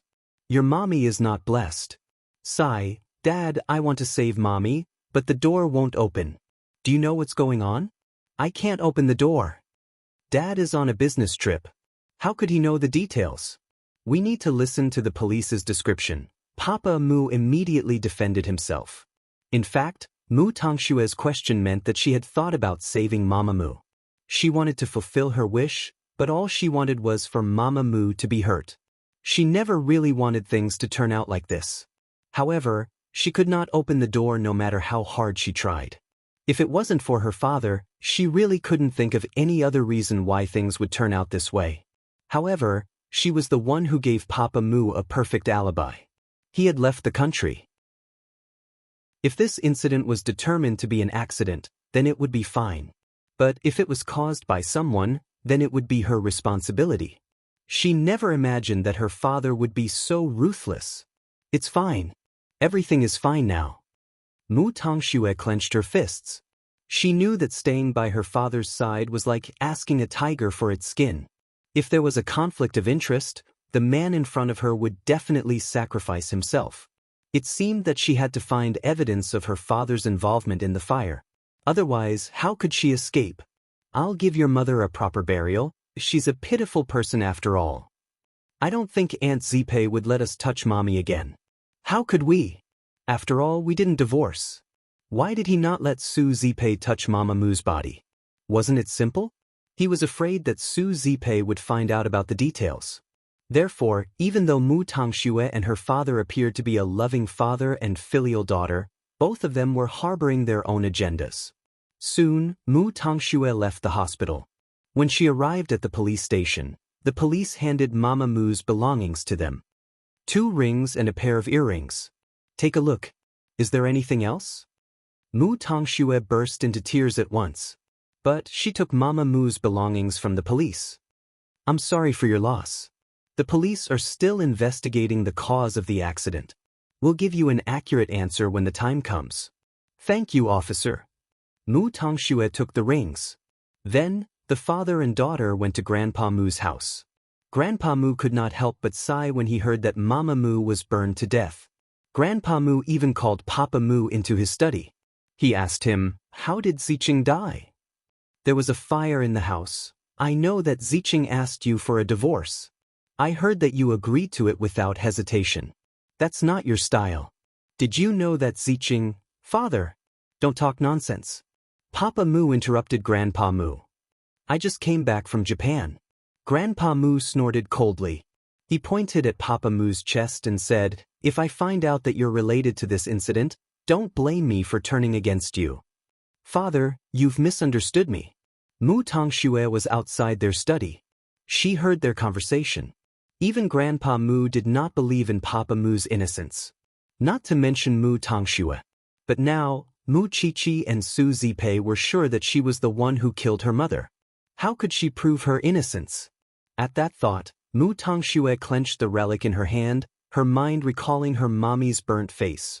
1 day and 1 night passed. Mu Qiqi did not wake up even once. She only had nightmares and talked in her sleep. Sheng Xiao stayed by her bedside for the whole day. Su Zipei rested for the whole morning. Then she went to her new house. She found Sheng Xiao in the study. They talked about some confidential matters. Young Master Sheng, I can't find anyone else to talk about this. I can only ask for your help. Tell me. Sheng Xiao did not forget that he had made his niece unable to get out of bed. Do you know Shen Jianchuan? Shen Jianchuan? Of course I know him. The Shen family used to visit us when I was young. But he has been in a vegetative state for many years. Sheng Xiao replied. Why do you ask? Is the Shen family close to the Sheng family? Of course. According to seniority, I call Shen Jianchuan big brother. Chi might be Shen Jianchuan's daughter. Su Zipei could not care about anything else. She could only talk to Sheng Xiao now. Sheng Xiao's eyes widened when he heard that. Aunt Su, you can't joke about this. You should know that Mu Chi has to call me uncle if what you said is true. What? They are related by blood? Not really. It's just that the two families have always been close. Sheng Xiao explained. That's good. So, the most important thing now is to find out if there is such a thing. Sheng Xiao nodded at Su Zipei's words. I will find a chance to arrange it. But the truth was that if Mu Chi really had such a close relationship with the Shen family as Su Zipei said, he would be Mu Chi's uncle. He would not care if he was an uncle or a brother. He would just be a senior in the family. Chapter 104. But young Master Sheng, if Mu Tongxue really is a member of the Shen family, Mu Tongxue would definitely be one as well. If Mu Chi's identity is exposed, Mu Tongxue's identity would be exposed as well. Wouldn't it be the same as the Mu family then? Su Zipei was worried that Mu Chi would be treated the same way as the Mu family. But Sheng Xiao shook his head. I know the Shen family. If Mu Chi is really a member of the Shen family, she would not be mistreated at all. I would teach Mu Chi the personalities and taboos of the Shen family. Moreover, Grandpa Shen is a righteous man who is famous in the military. He would certainly be able to tell right from wrong. That's good. But not everyone in the Shen family is good. They would have to ask for my permission if they want to bully Mu Chi. I'm relieved to hear that. What Su Zipei was worried about was that the truth about her parentage was just the beginning of another nightmare for her. She would rather keep it a secret and no one would be able to dig it out. I'll give you an answer in 3 days. After all, it would not be too much trouble for the Sheng family to approach the Shen family. Then Mu Chi, she's still sleeping. She hasn't woken up since she came back yesterday. Sheng Xiao said nonchalantly. Su Zipei was naturally relieved to leave Mu Chi in Sheng Xiao's care. Still, there was no telling what would happen to the child without Sheng Xiao's support. If that's the case, I'm going back. Please take good care of Mu Chi, young Master Sheng. I still have to go to the Mu family. Please go. Sheng Xiao propped himself up and saw Su Zipei out of the mansion. Then he gave Jing Yun a call. Jing Yun, go to the hospital and get Shen Jianchuan's hair. Make sure it's his. Young master, old master asked about you not coming back to Huang Yao today. Jing Yun sounded the alarm. He might cause trouble for you. What? Haven't you gotten used to my personality after so many years? Sheng Xiao snorted coldly. I'll handle it. Just do as I say. Hurry. Understood, young master. After the call, Sheng Xiao returned to the bedroom and saw that Mu Chi was still sleeping soundly. He found Mu Chi's hair on the pillow and put it in a small transparent bag. Mu Chi was completely unaware of everything that was happening before her, unaware that her life was about to change dramatically. After doing all this, Sheng Xiao picked her up from the bed with the blanket. Only he knew how reluctant he was to part with her. However, it was better to be a member of the Shen family than the Mu family. It was the Shen family. As long as they did not expose their relationship, he could do whatever he wanted. It was better than being the daughter of the enemy, although it was not much better to be her uncle. Hence, Mu Chi woke up in Sheng Xiao's arms. She was puzzled when she saw that her body was suspended in the air. Xiao Xiao, what's wrong? Since you're awake, get up. Sheng Xiao put her down and got up. However, when Mu Chi tried to prop herself up, She found that her limbs were sore and weak. It was probably a side effect of having too much sex. Mu Qiqi didn't expect that Xing Xiao would nibble her all over under such circumstances. You can't get up. At that moment, Mu Qiqi's eyes were red and she looked shy. Moreover, she was naked, which made Mu Qiqi feel even more embarrassed. Although Xing Xiao was very familiar with her body now. Xing Xiao smiled faintly and carried Mu Qiqi over his shoulder. Then he put her on the washstand. Mu Qiqi was very repulsed, thinking that Xing Xiao was going to ask for her again. Xing Xiao laughed mockingly and pressed her shoulder. Do you think that I would still have the desire to sin when you look like this? Mu Qiqi turned around and looked at herself in the mirror. Her body was covered in bruises. There was almost no part of her that was intact. Then she thought of Mama Mu. Mommy, she's gone. She'll never come back. What you should think about now is to bury her well and send her on her last journey. Xing Xiao took off the towel and gently wiped Mu Qiqi's face. I'll look down on you if you keep thinking about what's in the past and what's gone. Mu Qiqi shook her head. Although she was upset, she knew very well that it was the Mu family who caused it. Where's Aunt Zipei? She went to meet the Mu family. I heard that they refused to let Aunt Su take your mother's body away. Xiao Xiao, send me there too. Mu Qiqi's eyes suddenly became resolute. She could not do anything else because her power was limited, but she would not allow anyone from the Mu family to touch her mommy's body. Especially not Mu Tongxue. The Mu family's house had been burnt down. It could not be repaired in a short time. So, Su Zipei went to Mu Group directly. She wanted to meet Papa Mu directly. But the receptionist of Mu Group would not let her in. Papa Mu was guilty.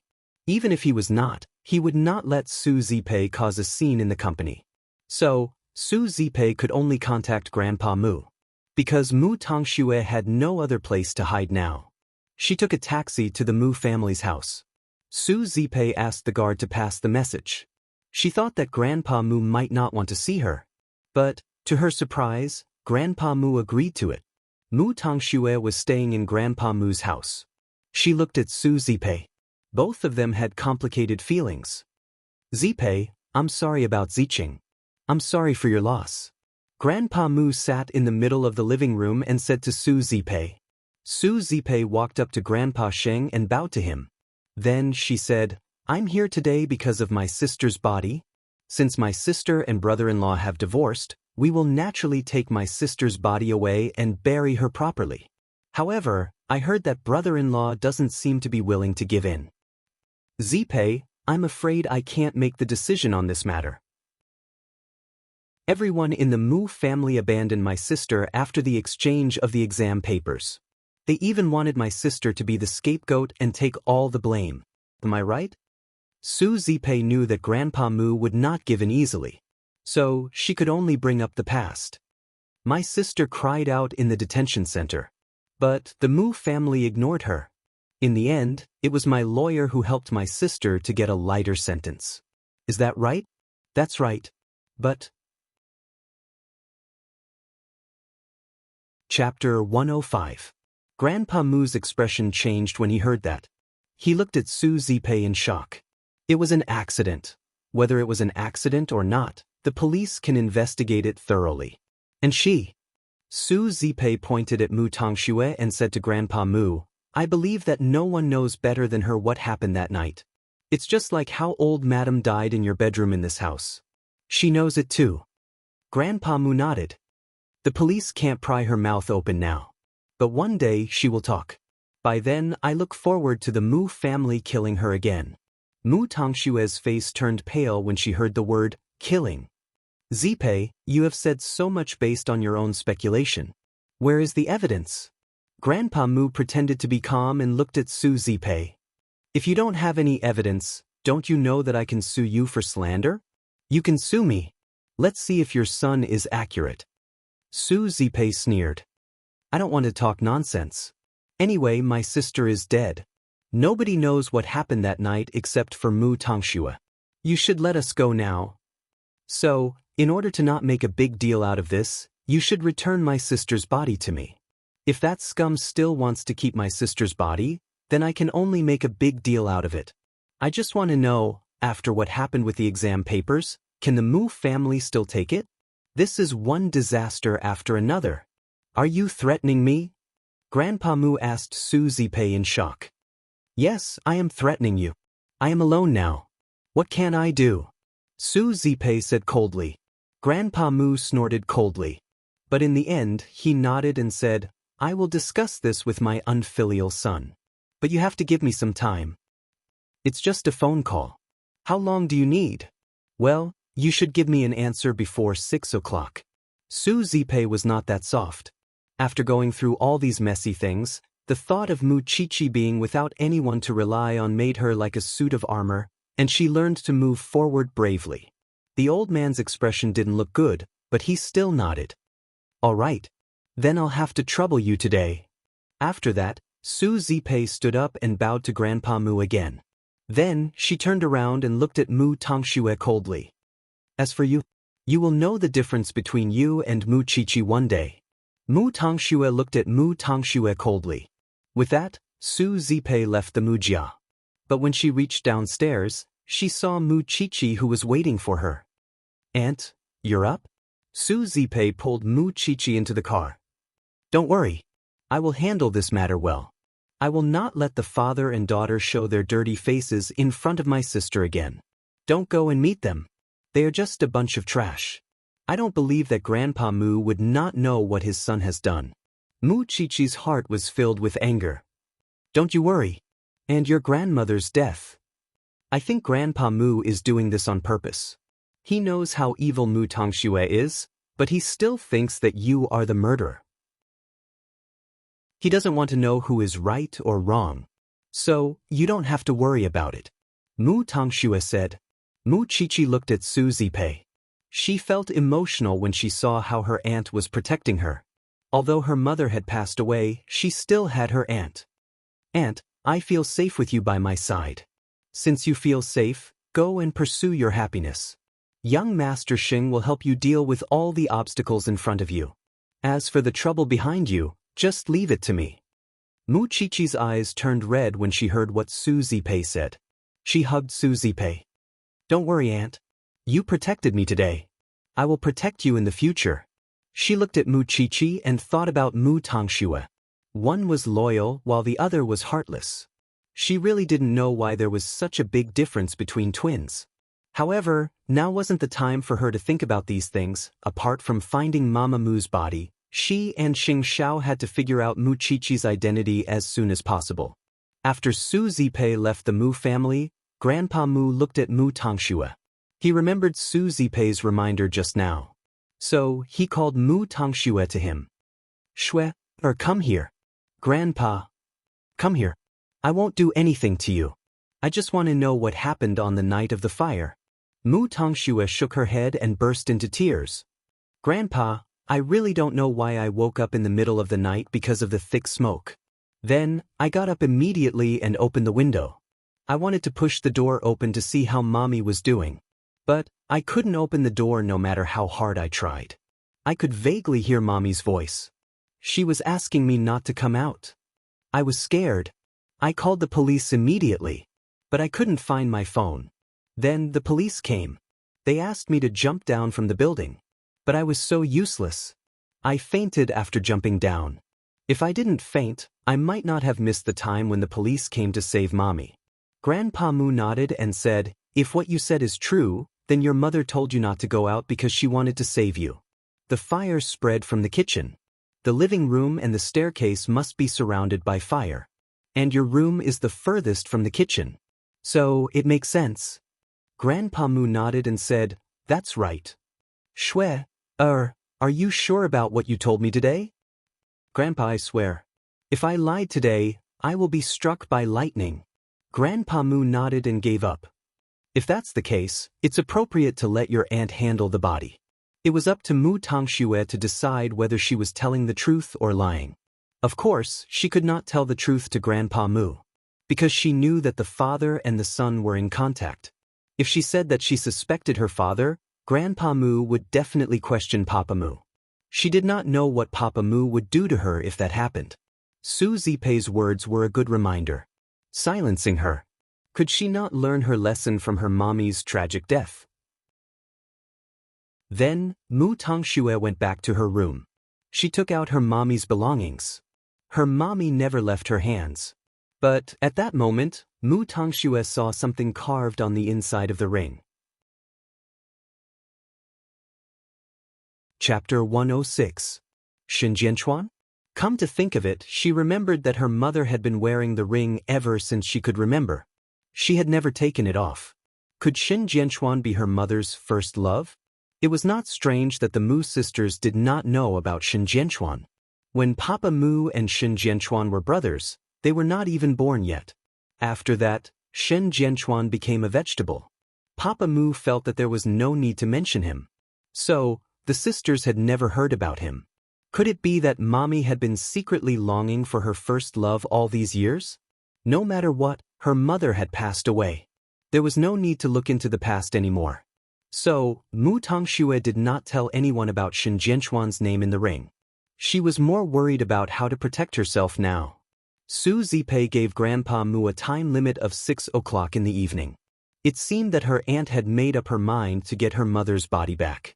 But from her point of view, it was better for her father to deal with her mother's body. Although she was used in this matter, she was still afraid that others would find out about it. So, when she heard her grandpa calling her father, she hid behind the door and eavesdropped. Grandpa Mu wanted to let Su Zipei bury her mother's body since she was dead. Otherwise, no one knew what Su Zipei would do if she was provoked. But Papa Mu did not care.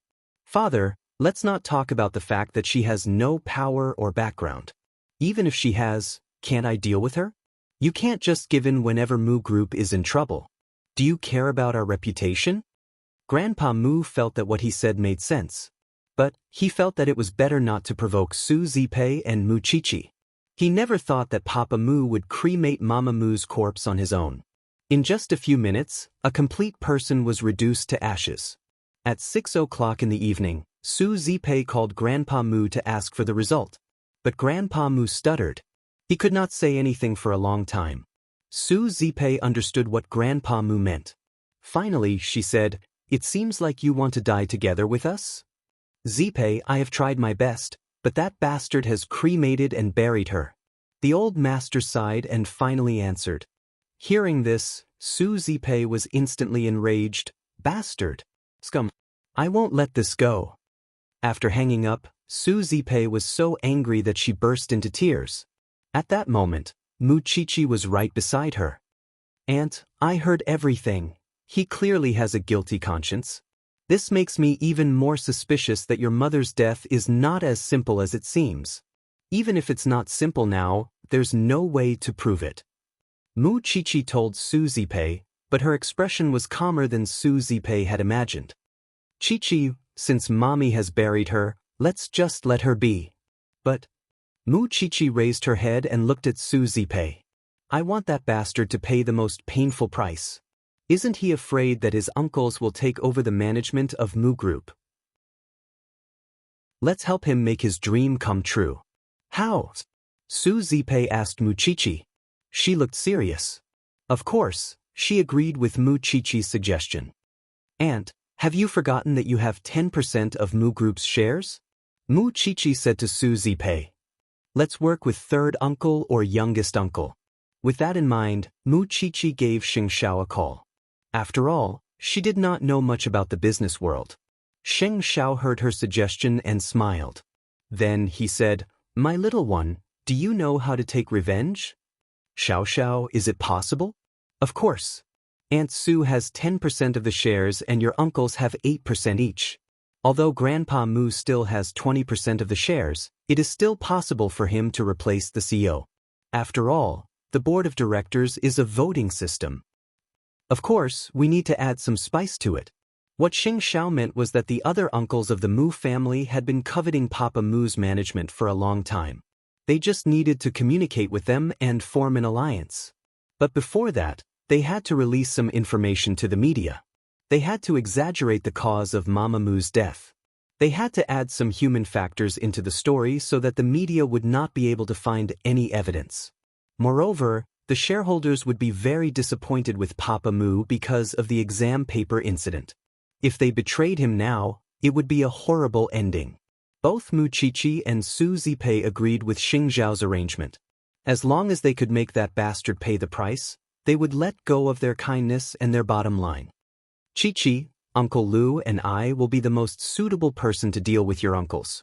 You are related to that bastard by blood. I am afraid that your uncles will think that it is risky to form an alliance. Su Zipei said to Mu Qiqi, you and young Master Xing will deal with the media.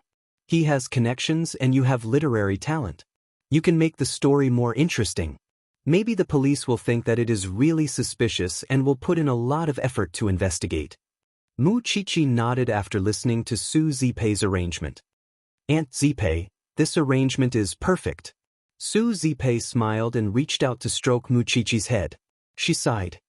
You don't look like a member of the Mu family no matter how I look at you. I am no longer a member of the Mu family. Have you forgotten, Aunt Zipei? Mu Qiqi did not understand what Su Zipei meant, because Xing Xiao was still investigating the matter. Huang Yao. Xing Xiao walked out of the meeting room nobly after the meeting. Jing Yun came to him. Young master, it's done. Xing Xiao took out a transparent bag from his black suit and handed it to Jing Yun. Do a DNA test. Well, if I tell you to go, then go. Jing Yun did as he was told since it was Xing Zhao's arrangement. He did not have to go into details to know who the DNA test belonged to. Young master, is it only Miss Mu Qiqi? Do you want to compare the other one as well? Jing Yun meant Mu Tongxue. Xing Xiao paused and turned to look at him in confusion. Actually, there are some clues from comparing Miss Mu Qiqi and the other girl's personality. Miss Mu Qiqi and the Mu family do not have similar personalities at all, but Mu Tongxue is different. She is vicious and calculative.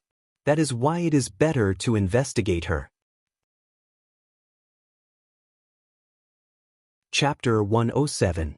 Young Master, it's no longer unusual for triplets to have 3 fathers, Jing Yun explained. Jing Yun explained, even medicine can't give an accurate diagnosis of heredity. How could a normal person imagine it? In fact, Jing Yun was right. Mu Qiqi's personality was too similar to the Shen family, especially Grandpa Shen. Even Shen Jianchuan himself was a playful person, but at least he was kind, loyal, and brave. But Mu Tongxue, if Jing Yun's prediction was true, things would get interesting. Then how do you plan to get the specimen? Xing Xiao raised a brow at Jing Yun. Actually, it's easy. I just need a friend from the police station to help me. Be quick, Xing Xiao ordered. Suddenly, Xing Xiao was very curious about the result. It would be exciting for the Shen family when the time comes. Of course, Xing Xiao did not mention it to Su Zipei before the result was out. After all, it was just Jing Yun's conjecture. It was just a DNA test. It would never go wrong. In fact, Su Zipei and Mu Qiqi could not stay idle either. It was the first time they were planning their revenge, which was why they stayed in the study for the whole day to come up with all sorts of deductions so that there would not be any loopholes in every step. At 10 o'clock, Xing Xiao came to the little mansion from Huang Yao. He had planned to bring Mu Qiqi back to her new home, but he suddenly laughed when he saw how serious Mu Qiqi was about killing Papa Mu. In the end, one must go through trials and tribulations to make a person grow. Then I'll go to your third uncle tomorrow. It's safer to go to her youngest uncle. Although her third uncle has shown a strong desire to seize the management rights and an alliance is not out of the question, he might ruin things. After all, people who can show their desires will be guarded against. Do you understand? Xing Xiao interrupted the conversation between the two of them. But, I know. You're afraid that her youngest uncle won't agree. Xing Xiao sat down beside Mu Qiqi and answered, that's because youngest uncle is a smart man. He wants to reap the benefits of others. Now that such a good opportunity has been presented to him, he won't say no. Trust me. Su Zipei nodded with Xing Zhao's analysis. I'll listen to you, young Master Xing. As for the paparazzi, I won't use my real identity to contact you. Mu Qiqi interrupted him. Because things like public opinion might backfire, so I have to disguise myself, especially as a witness who might be related to the fire that night. Xing Xiao patted her head and nodded. You've learned your lesson. You've taught me well. Mu Chichi looked at him and answered firmly. Since that's the case, then it's decided. Aunt Sue, I'll take him away. All right, be careful on the road. Su Zipei smiled when she saw how much Xing Xiao loved Mu Chichi. It was probably the only thing that warmed her heart these few days. Although they had been going through a lot of hardships, at least there were people who could support and accompany her and Chichi. Thinking of this, Su Zipei called Lu Wenhua. Lu Wenhua agreed without hesitation. School hadn't started yet, so he still had a few days of free time. However, once school started, he would be a little busier. Su Zipei understood all that. Xiao Xiao, you're not reserved at all in front of my aunt. After getting into the car, Mu Chichi felt uncomfortable when she thought of Su Zipei's gaze. Do you think she didn't see the marks on your body? Sheng Xiao couldn't help but mock her. She's already experienced it. Don't tell me she can't see it? Mu Chichi lowered her head and saw the marks on her collarbone. She quickly covered it. I forgot about it. Su Zipei did not have any reaction because she used to be with that scumbag when she was still a teenager. She had been with that scumbag for so many years. Although nothing good happened in the end, she knew that Mu Chichi was an adult now. She had made her own choices. Even if it was wrong, she would support her to the end. But she knew very well that Mu Chichi would not change. No matter how the environment changed, she would not change. Idiot. Although everything is in place now, I can't breathe a sigh of relief. Because I know that scumbag might make a comeback until the very last moment. He won't make a mistake. Mu Chichi remembered her mother's tragic death, and she could not let it go. As for Mu Tongxue, as long as that scumbag is gone, she won't be able to stir up trouble anymore. That's not necessarily true. Sheng Xiao said with a hidden meaning. After all, when the DNA test came out, if she was really a Shen, Mu Tongxue would definitely have bad intentions. But it was not easy to enter the Shen family, was it not? Moreover, there was still the possibility that Jing Yun mentioned. If Mu Chichi was a Shen, Mu Tongxue would never imagine that she and Mu Chichi were twins and had two fathers. When that happened, the Shen family would not admit her identity. Just thinking about it was exciting. Xiao Xiao, are you in a good mood tonight? Mu Chichi could not help relaxing when she saw the smile on Xing Zhao's lips. You don't have to know about it for now. I will tell you when I have the chance. Sheng Xiao kept her in suspense. But when they reached the villa, Xing Xiao did not open the door and get out of the car. What's wrong? In the car? We haven't tried it yet. Xing Xiao looked at Mu Chichi. His eyes were burning with passion. Mu Chichi remembered how fierce he was yesterday. She quickly got out of the car. She still had to save her energy for something else. This man's stamina and ability were too shocking. The corners of Sheng Zhao's lips curled up into a beautiful smile with a hint of playfulness and recklessness. Sometimes, teasing this little thing was a very pleasant thing. She was running like a rabbit now. But it was fine. One day, he would catch the little one and she would not be able to run away. Late at night, Papa Mu finally returned to Grandpa Sheng's house. He saw Grandpa Sheng waiting for him in the living room with a serious look on his face. He walked up to him and asked casually, "Dad, you're not asleep yet? Why did you cremate my daughter-in-law?" Grandpa Mu asked Papa Mu sternly. "Dad, I've already told you the reason on the phone. Are you still afraid of a woman? I've already cremated her and buried her. What can she do to me? All she can do is stomp her feet." Papa Mu looked a little arrogant. After all, there was no evidence. And with Mu Tongshue's protection, he could do whatever he wanted now. You better pray that she only stomps her feet. You will regret it if she does anything else. Chapter 108. Papa Mu never thought that Mu Chichi and Su Zipei would really fight back.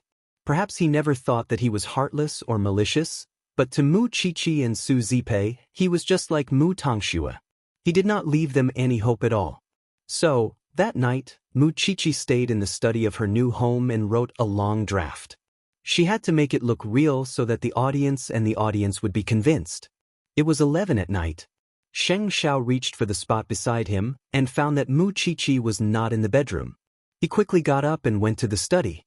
When he saw Mu Chichi sitting under the nightlight, he walked up to her and carried her horizontally. Xiao Xiao, who allowed you to enter the study? Sheng Zhao's voice was cold. I'm just borrowing it. I didn't go through your things. It's 11. Don't you know that I'll be looking for you everywhere when I wake up? Sheng Zhao carried her back to the bedroom and put her on the bed, pressing her between his arms. Do you have to be so serious? The media is better at making things up than you are. Mu Chichi lowered her head at Sheng Zhao's words, a little disappointed.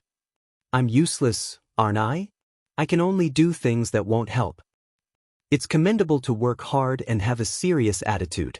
However, you have to make good use of resources, know their strengths, and make full use of their advantages.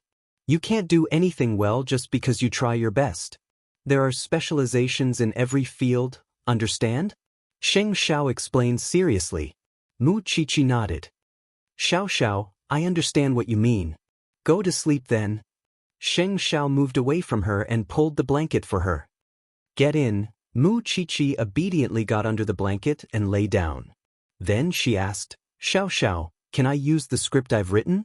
Only the people involved understand that feeling the most. That's why it could trigger everyone's passion. Sheng Zhao reached out and pulled her into his arms. Alright, but you're always by my side. That's the most useful thing for me. Xiao Xiao, your body is starting to heat up again. Are you? That's why you should stop doing things that would make me hot. Sheng Zhao warned. Mu Chichi did not dare to say anything else and simply curled up in his arms, not daring to move her limbs. She was afraid that she would accidentally ignite his body. The next morning, Su Zipei and Lu Wenhua went to visit Mu Chichi's youngest uncle. He was the youngest son of the Mu family. However, Grandpa Mu did not dote on him. Although he owned 8% of Mu Group's shares and lived a luxurious life, his ambition was to run a company. All these years, although he did not show his desire for the Mu Group, the people around him knew about his ambition. Uncle Mu was surprised to see Su Zipei and Lu Wenhua. He asked his wife to make some tea and they chatted on the lawn. A rare guest. Isn't this my second brother's sister-in-law? I'm really curious, how did you find this place? Uncle Mu Xiao was very tall and thin. Looking at his posture, he did look a little lazy and leisurely. He didn't look like someone in charge. I guess Mr. Mu Xiao must have heard about my sister being burned to death. My main purpose of coming here today is to form an alliance with you. She went straight to the point and said, Do you want the management rights of Mu Group? Mu Xiao smiled and answered Su Zipei, Miss Su, it seems like you want to take revenge for your sister? I'm curious, Miss Su. Why did you come to me? I have 2 brothers ahead of me. Because I believe that once Mu Group is in your hands, no one will be able to take it away from you. As long as you agree to form an alliance, I will vote for you during the board meeting to dismiss the CEO. Moreover, after that, I will give you 10% of Mu Group's shares. This is a win-win situation for you. Mu Xiao laughed when he heard what Su Zipei said. I can't just ask for a board meeting to dismiss my second brother for no reason, can I? We have already found an excuse for you. You just need to form an alliance. Looking at Su Zipei's expression, he could tell that she really hated Papa Mu. Miss Su, since you hate my second brother so much, could it be that he had something to do with second sister-in-law's death? My sister is dead. Not only does he not have to give me half of his assets, he can even marry another wife and have children. Wouldn't you be suspicious if you were him? Moreover, he buried my sister's body without my consent. If he was innocent, why would he be so anxious? Mu Xiaodi listened and nodded. It seems to make sense. If that's the case, it's just as you said. I won't miss such a good opportunity. But we should form an alliance so that you won't go back on your words. Otherwise, if you go back on your words, I will offend my second brother. Wouldn't I lose more than I gain? Actually, it was great for Su Zipei that Mu Xiao was willing to sign the alliance. It was a guarantee for both of them. That's exactly what I want. Both of them signed the contract. Then the alliance was formed. There will be some troubles in Mu Group after this. If that bastard asks you about it, just pretend that you don't know anything. Then we will give that bastard a good beating. I will listen to you, Miss Su. It was said that a man who took revenge was the scariest. But, in fact, a woman who took revenge was the scariest. Mu Xiaodi watched Su Zipei and Lu Wenhua leave. He was curious about Lu Wenhua's identity. But Mu Xiaodi's wife knew who he was. He's the vice principal of Eton. You don't even care about the children's education. Of course, you don't know about him. But it also shows that Su Zipei came prepared. Then, it will be a good show. The next day, Mu Qiqi and the paparazzi were working together with Su Zipei. According to Xing Xiao, the paparazzi were very good at making up stories. But Mu Qiqi did not let her guard down. In fact, the paparazzi would not dare to do anything half-heartedly if it was arranged by Jing Yun. Soon, an article titled, "He chose to burn his wife to avoid splitting the family's fortune," became a hot topic on all the major forums. This kind of article touched the nerves of the urban men and women. Once it was published, it attracted a lot of attention. The article was written from an insider's point of view and a secretary's tone. It was about a CEO of an enterprise. Because his wife filed for divorce, he had evil intentions. He burned his wife to death with an accidental fire. He did not allow anyone to take away his wife's body.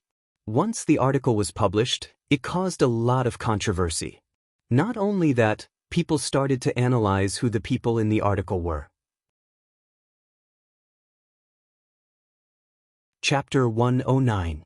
Soon, Mr. C revealed that the CEO of a certain company was involved in an incident a few days ago. The whole country was in an uproar. He reminded everyone that the incident was related to his daughter.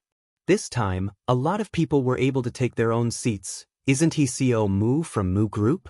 There was a fire in his house.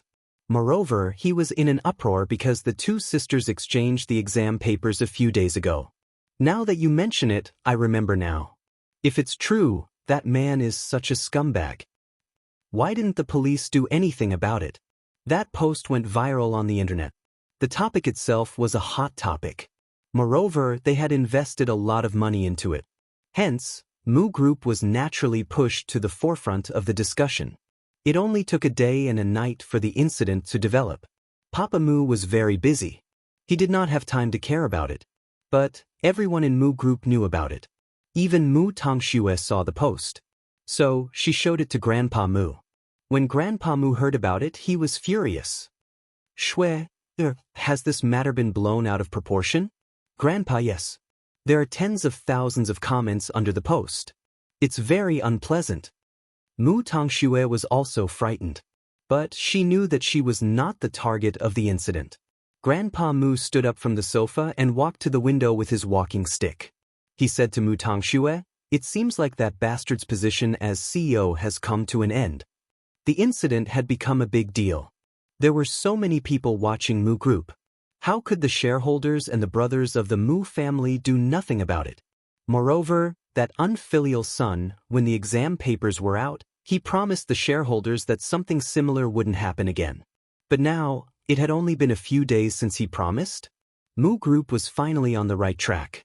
Now, it was going to be a disaster again. Grandpa, are you going to fire my father? Do you think your father is capable enough to be in that position?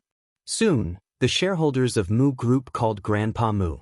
They represented the 4 shareholders and requested for a board meeting.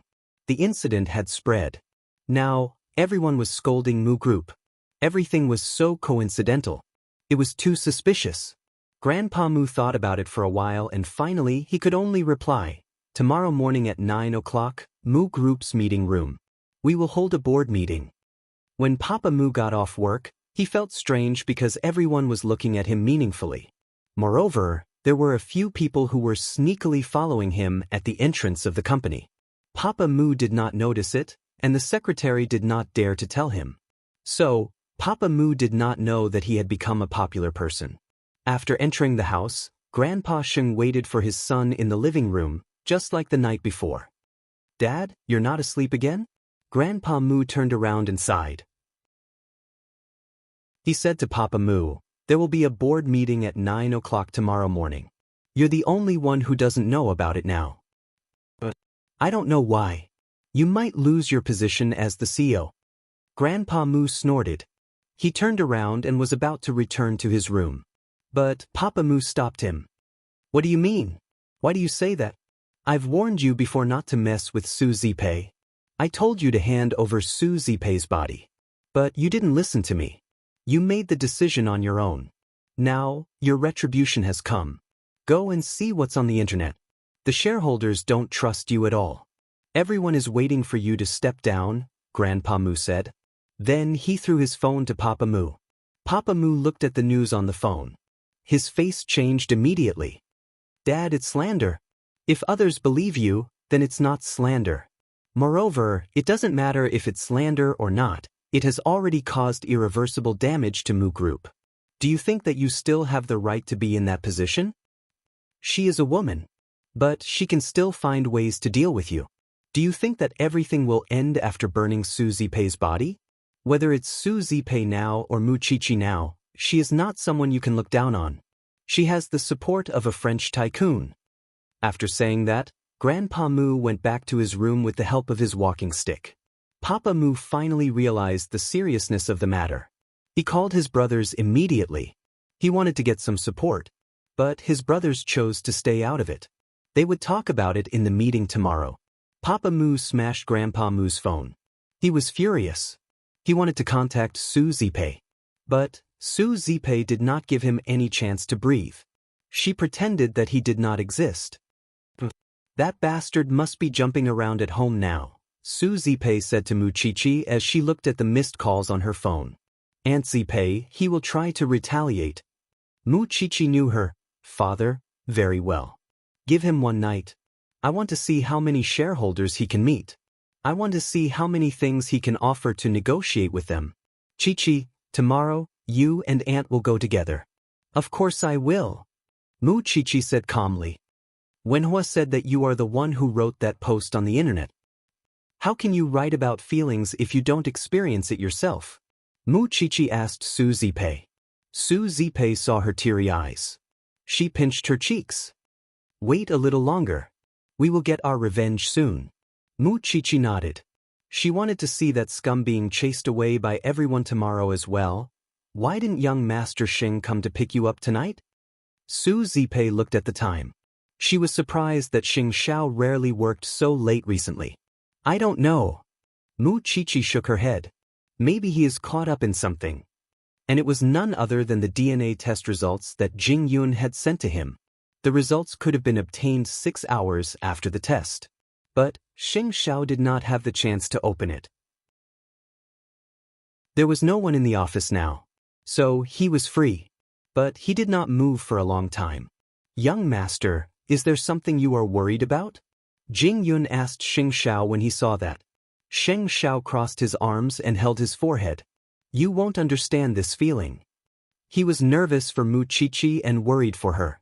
It was all because of his Qiqi.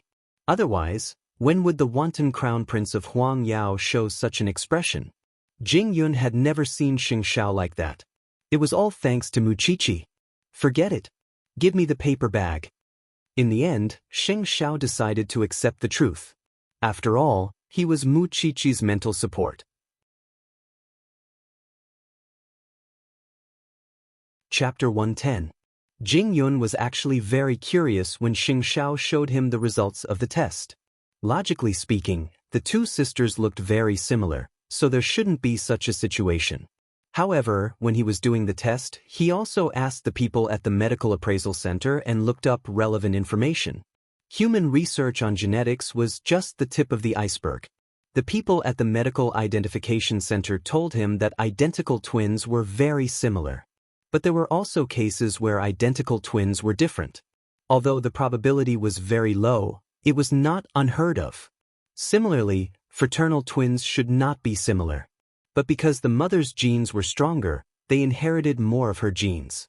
So, there was a high possibility of them being similar. Jing Yun had looked up the information online. It turned out that there were cases of fraternal twins being very similar. Young master, what's the result? Xing Xiao put the results on the glass table in front of him. See for yourself. Jing Yun bent down and picked up the results. But before he could say anything, Xing Xiao spoke first. With that mouth of yours, I'm afraid you could work in the gambling industry. Jing Yun answered Xing Xiao after reading the results. Because their personalities are too different. Under normal circumstances, identical twins are more similar and stable. Moreover, the people at the Medical Identification Center told me that the difference in determining whether two twins are identical is not limited to their appearance.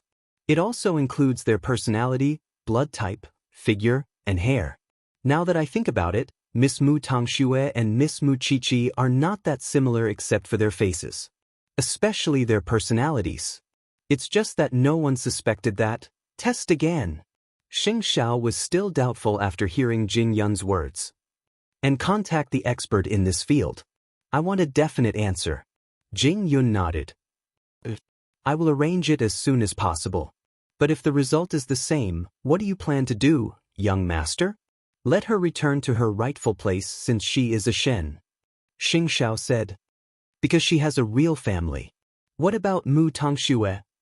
If the result is the same, we can make Mu Tangxue think that she is a Shen too. Xing Xiao told Jing Yun. You should know that if Mu Tangxue thinks that she is a Shen, will she abandon the Mu family at all costs? With Xing Xiao's reminder, Jing Yun could already imagine the scene of Mu Tangxue and Papa Mu tearing at each other. If Papa Mu knew that the daughter he had raised for so many years was not his own, his expression would be very interesting. Also, will she think that she has been reborn and can bully Qiqi in a new environment? I understand what you mean, young master. Make her think that she is a member of the Shun family and fall out with the Mu family.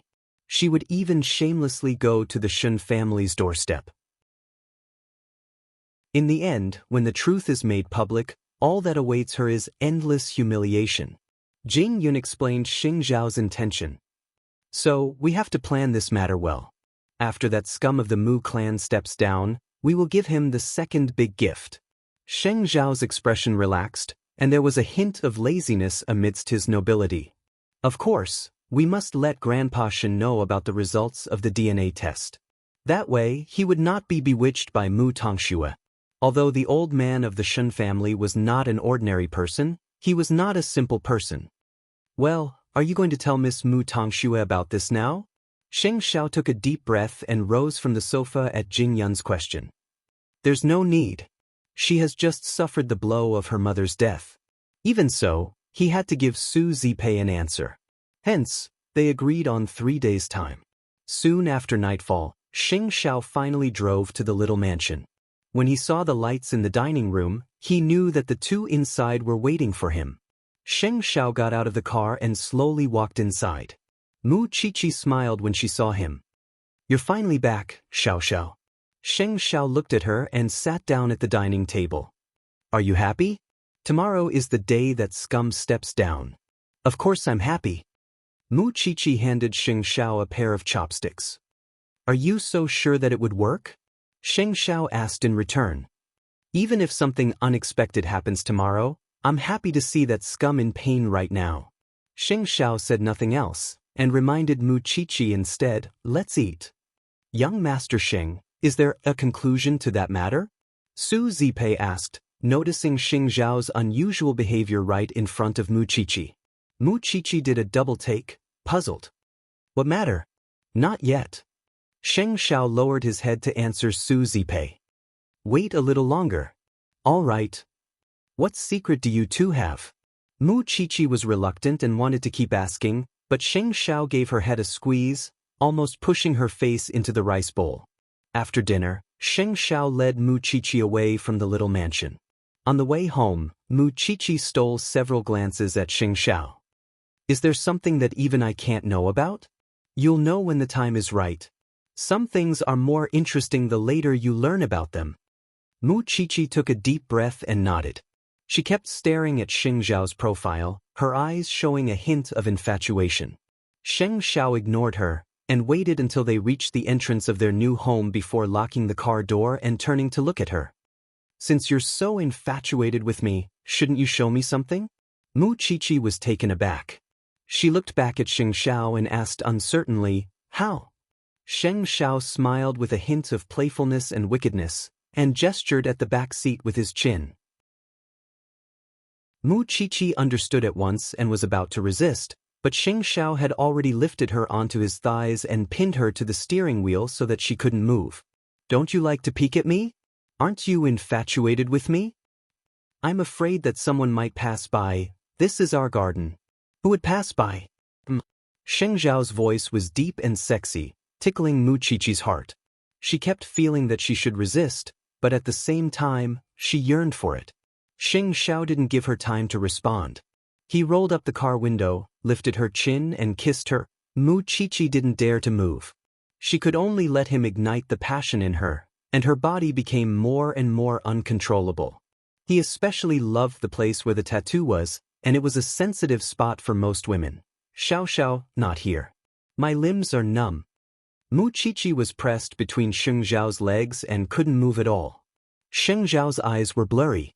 He opened the door and carried Mu Qiqi out of the car. Chapter 111. On the other hand, Mu Tongxue was not having a good time. It was not easy for her to reconcile with Papa Mu. They covered for each other about the fire. However, Papa Mu was facing the danger of being dismissed. That night, Papa Mu kept making calls in the living room. Mu Tongxue hid in the corridor. She did not dare to show her face. She was afraid that she would vent her anger on him. Why was it that she tried so hard to please her father? She even lost her mother. But in the end, she did not get anything. Instead, she was losing everything. If her father really lost the management rights of Mu Group, what was the point of the Mu family? If she knew this earlier, she would have. So, her only way out now was to please Grandpa Mu. At least, it was better to follow Grandpa Mu than to follow her father. However, she was not free of worries even if she followed Grandpa Mu. Because if the truth about her grandmother was exposed one day, she would become an enemy just like Mu Qiqi. On the other hand, Mu Qiqi was doing very well with the support of a French tycoon. Even Su Zipei had become stronger. She was going to take revenge for her mommy with such a ruthless move. Suddenly, Mu Tongxue felt lost. What was her future? After thinking about it, Mu Tongxue kneeled in front of Grandpa Mu when Papa Mu went to work the next morning. What are you doing? Grandpa Mu asked Mu Tongxue. Grandpa, you know that my father likes to abuse me, my sister, and even my mother. If my father is dismissed today, I beg you to protect me. I don't want to be beaten. Grandpa Mu took a deep breath when he heard that. His face darkened. You are a coward. You only know how to hurt your own family. Grandpa, all right, get up. I will protect you. Grandpa Mu promised Mu Tongxue. It must have been hard on you. You have just experienced a huge change in your family. Hard? After Mama Mu passed away, every time Mu Tongxue felt sad, it was because she did not get any benefits. When did she feel sad? Mama Mu treated her well. But what about Mu Qiqi?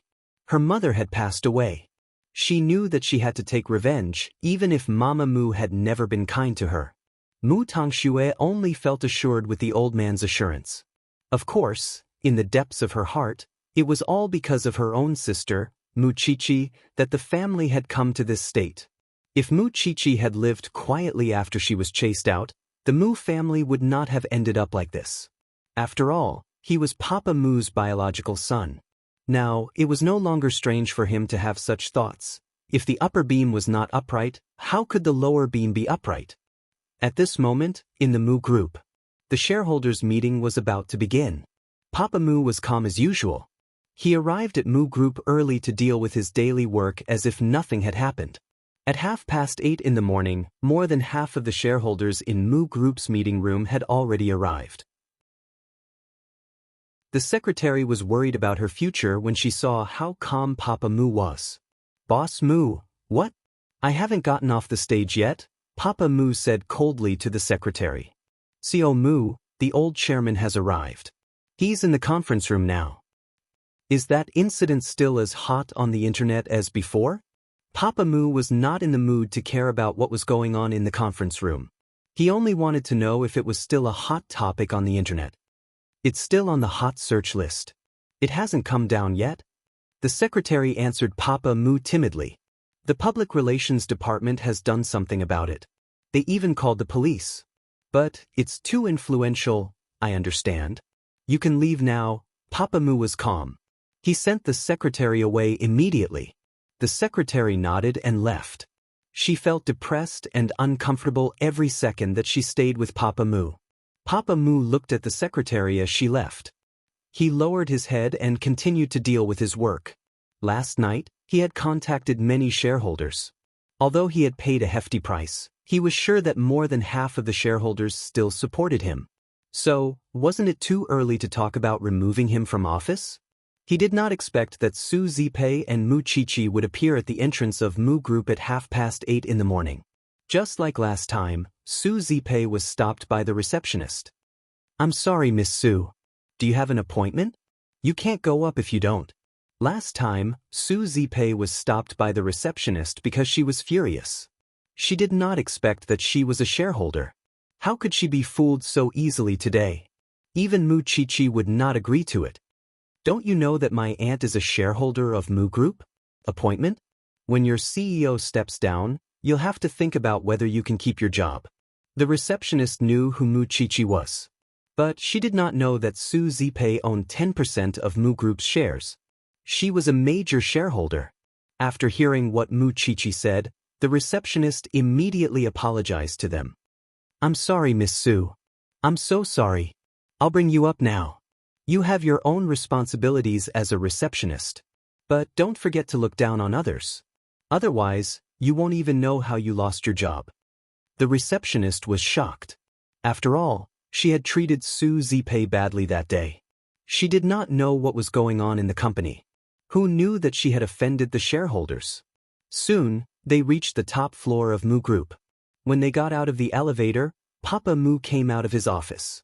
When he saw Su Zipei and Mu Qiqi, Papa Mu's eyes were filled with mockery. His eyes said, "With just you two?" Su Zipei and Mu Qiqi did not back down. But only shareholders were allowed to enter the meeting room. So Mu Qiqi said to Su Zipei, "I'll be outside the meeting room. If anything uncontrollable happens in there, tell me. I'll call the police." Don't worry. I don't think this scumbag has the guts to do that. After all, there are so many shareholders here.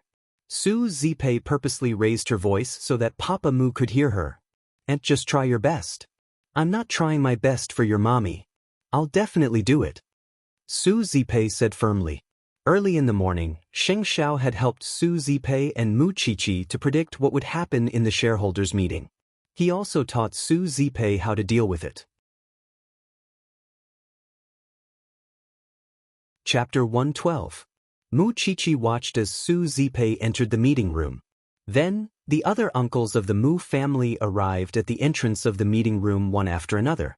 Mu Qiqi looked at her youngest uncle subconsciously because Sheng Xiao had told her to stay at the meeting room. She would be very useful today. As for Mr. Mu Xiao, he gave her a meaningful smile. Then, Papa Mu's secretary came out of the meeting room and asked Mu Qiqi, "Miss, do you want to wait in the lounge?" "It's okay. I'll stay here. I won't go anywhere." Mu Qiqi was afraid that Papa Mu would use his secretary to do something to her. The secretary did not force Mu Qiqi. She just let Mu Qiqi stand at the entrance of the meeting room. At 9 o'clock in the morning, all the shareholders of Mu Group had arrived. There were 24 of them. We have called for this meeting because of the rumors about the current CEO of Mu Group. It's even more sensational this time. Murdering his own wife. Because of these rumors, Mu Group has suffered a great blow. Their shares have fallen and their trust in us has fallen. Our business partners have retreated and our suppliers have chosen to work with us. I hope that you can give us a reasonable explanation. You promised that you would not put Mu Group in danger again. But how many days has it been? Are you going to embarrass yourself? One of the shareholders started to attack Papa Mu when the meeting started. However, Papa Mu smiled calmly. He looked at Su Zipei. I won't run away from what I've promised. But what if the rumors on the internet were deliberately spread by someone? You know that my wife was killed in a fire a few days ago. I was in Japan at that time. May I ask, how can I do anything to my wife? What do you think, Miss Su? Let's settle our personal grudges in private. Why do we have to let everyone know about it? Papa Mu purposely pointed the finger at Su Zipei. He accused Su Zipei of spreading the news to the media. Miss Su, why would she do that to you? The shareholder continued to ask. Because I cremated my wife's body without her permission. She wants to take revenge on me. That's why she framed me. Papa Mu argued. Su Zipei smiled when she heard the accusation. She was calmer than him. I don't understand what you're talking about. Zipei, how can you not understand? You understand. If Mr. Mu wants to put the blame on me, I'll accept it. Su Zipei shrugged. But how can you argue that you're incompetent? After the incident broke out, did you look for a PR team? Do you have a way to deal with it? We're not here to hold you accountable. If you can't come up with a solution and let Mu Group continue like this, who's going to protect our rights as shareholders? Sheng Xiao had specifically instructed Su Zipei. No matter how Papa Mu tried to accuse her, she would not admit it. Moreover, she would focus on solving the problem instead of finding the cause. If this matter was planned by you, then the nature of the matter would naturally be different. I will definitely investigate this matter. Brother-in-law, it's fine if you cremated my sister's body. But for such a small matter, do you think I would plan such a big thing to frame you? Su Zipei asked Papa Mu helplessly. I believe you have nothing to do with what happened to my sister. Why would I frame you if I believe you? What's in it for me? Papa Mu did not know what to say after he heard that. Su Zipei had completely stopped hating him. She looked as if she was not involved in this matter. Xiao Mu, what we want is your solution. You keep accusing a woman. It's an eye-opener for us as shareholders. One of the shareholders quickly spoke up for Su Zipei. Mu Group's stock price is dropping. You've caused us to suffer huge losses in the last 2 incidents. Now, you're trying to frame someone else in this meeting. How can we continue to hand over Mu Group to you? Of course, I have a solution. The documents that my secretary gave you just now are about how to deal with this crisis. Papa Mu snorted. Mu Group has been attacked by others many times. Are we going to endure their persecution? I'm innocent. I've done my best for Mu Group all these years. I've made Mu Group what it is today. Even if I don't have any credit, don't I have any hard work? Are you going to dismiss me because of such a small matter? After the shareholders heard this, they all opened the crisis management materials in front of them and started reading. Meanwhile, Su Zipei calmed down. She knew that she had to be patient when she was dealing with Papa Mu. I've invited the police to appear on the talk show with me. I want them to explain the fire incident to the public. The public will sympathize with us because of their misunderstanding of us. So, why don't you use this incident as a way to promote Mu Group? The shareholders were silent after reading the documents. However, Mr. Mu Xiao suddenly said, let's let someone else do it. It'll help us regain our trust in Mu Group. We don't need you to do it. Brother, what do you mean? Papa Mu was suddenly nervous. His little brother was usually the one who did not make a move and never took the initiative to speak up. Why was he standing beside Su Zipei now? What I mean is that there are so many things that we can dig out from your family. It's not just about Shui, or exchanging exam papers or second sister-in-law's death. There are other things too. We can get through this crisis safely. But what about next time? Brother, think carefully before you speak. Papa Mu said to him angrily. He sounded like he was threatening him. Isn't there still no conclusion about Mom's death? Mr. Mu Xiao retorted. What about chasing your own daughter out of the house? That's only a recent incident. Let's talk about the incident with young Master Shin in the future. What if someone finds out about it? Won't we have to bear the risk with you again and again? Su Zipei was stunned when she heard about young Master Shin. Could it be that Mr. Mu Xiao knew about these things? Did everyone in the Mu family know about it but they hid it from her on purpose? There are so many talented people in the company. Why do we need a person who is tainted to manage the company? It's up to you if you want to take the risk. But I won't agree to it. After hearing what Mr. Mu Xiao said, the shareholders leaned towards Papa Mu's dismissal again. When Grandpa Mu saw this scene, he understood what the people on the table meant. Chapter 113. Papa Mu did not know that Mr. Mu Xiao and Zipei were doing the same thing. They wanted him to reveal all his trump cards. Now that he had used all his trump cards, what else could he hope for? He could only pin all his hopes on Grandpa Mu. Father, say something. Papa Mu let Grandpa Mu make the decision. I've been working hard for Mu Group all these years. I didn't expect so many people to oppose me. I'm really disappointed. Grandpa Mu knew how much he had done for the company. He had been working hard all this while so that he would not give up his management rights. But, Father, you've been biased all these years. It's time for you to change. Are you going to follow second brother's example and chase those who oppose him out of Mu Group? Mr. Mu Xiao continued. Little brother, I didn't expect you to be so ambitious. Mr. Mu Xiao did not say anything. He stood up with a smile and walked out of the meeting room. He opened the door and said to Mu Chichi, "Come in, Chichi." Uncle?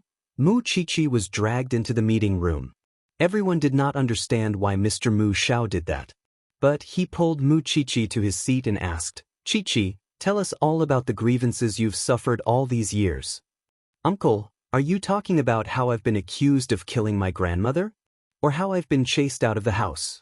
Or the domestic violence that Mr. Mu has suffered all these years? Mu Chichi looked like she was wronged. But she was stubborn. Everyone, Chichi is second brother's daughter. But he treats her differently. All these years, he has been beating and scolding her. He is biased towards her sister. But because Chichi is not obedient. He said that Chichi killed her grandmother without any evidence.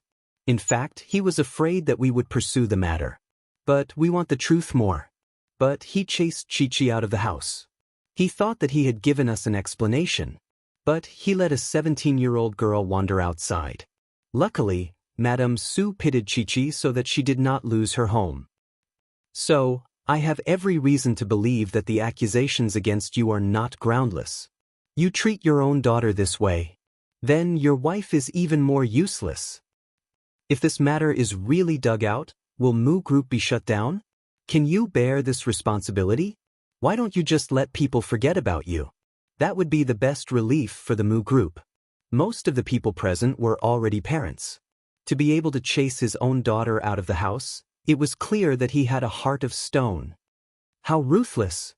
The shareholders couldn't help sighing. I've never seen such a ruthless father. If Chichi had not come today and Mr. Mu Xiao had only said that, the shareholders would not have been able to resonate with Papa Mu and they would not have hated him.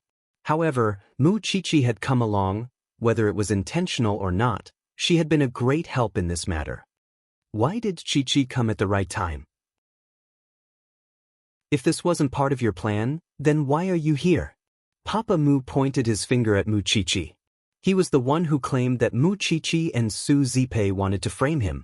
They purposely created a controversy on the internet. Mu Chichi turned to look at Papa Mu and sneered. How dare you say that? The last time I came to the company to look for you, I was stopped by your front desk. I know that you always despise my family background, but I'm now a shareholder of your company. If I don't accompany her, would I let her, a shareholder, be humiliated by your front desk again? After I was chased out of the house, I was homeless. I had nowhere to go. I could only work in a small clinic. I slept on a stool at night. It was my aunt who saved me and protected me. Shouldn't I protect her? My mother is dead. She wanted to divorce you. So, she was burned to death in the Mu family's house. How can I not hate you?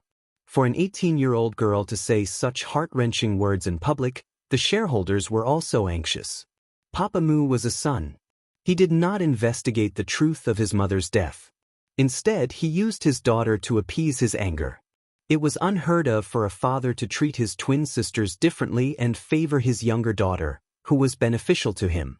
As brothers, he and the other members of the Mu family were never on good terms. In the end, Grandpa Mu had nothing else to say. He said to all the shareholders, "Let's vote. If more than half of the votes are cast, the dismissal will take effect." Mu Chichi walked to Su Zipei's side after hearing that. The secretary took out a ballot box and asked the shareholders to put their votes in it. What else could Papa Mu say now that his family and private affairs were exposed and Mu Chichi was here as a witness? He could only wait for the voting results. After all, he had already negotiated with many shareholders last night. Although he would suffer a great loss, as long as he could keep his position as CEO, it would be worth it. Soon, the votes were tallied, and the secretary made a public vote. Mu Chichi glanced at Papa Mu, then at her youngest uncle and Su Zipei. How could they not think of what Papa Mu could think of? They were well aware of Papa Mu's behavior. So, when Papa Mu walked out of the shareholders' house, they followed him into his house. There are a total of 24 shareholders. 23 of them voted for the dismissal and 1 abstained from voting. So, the decision to dismiss CEO Mu is effective. Papa Mu stood up immediately after hearing that. He pointed at the shareholders last night and said, "You took the bribe and now you are going back on your words? We have already told the chairman about you bribing us. We have also returned all the bribe you gave us. Since it has taken effect, from today onwards, my youngest son will be the CEO of Mu Group. Is there any objection?" Grandpa Mu seized the opportunity to push Mr. Mu Xiao to take over the position. "Father!" Papa Mu looked at Grandpa Mu in despair. "Even you are going to abandon me? Do you know what Shui said to me when I went out this morning? She begged me to protect her, because she was afraid that you would vent your anger on her and abuse her. I think you will not be so hot-tempered from now on, right?" Grandpa Mu said coldly. "If you are not happy, get out of the Mu family." Mu Chichi looked at Papa Mu, who lost his composure. She felt that the result was the best consolation for her mother. That scumbag had finally lost his power. She wanted to share the good news with Xiao Xiao the most. Although Xiao Xiao should have known about the result, because he was the one who directed the whole thing.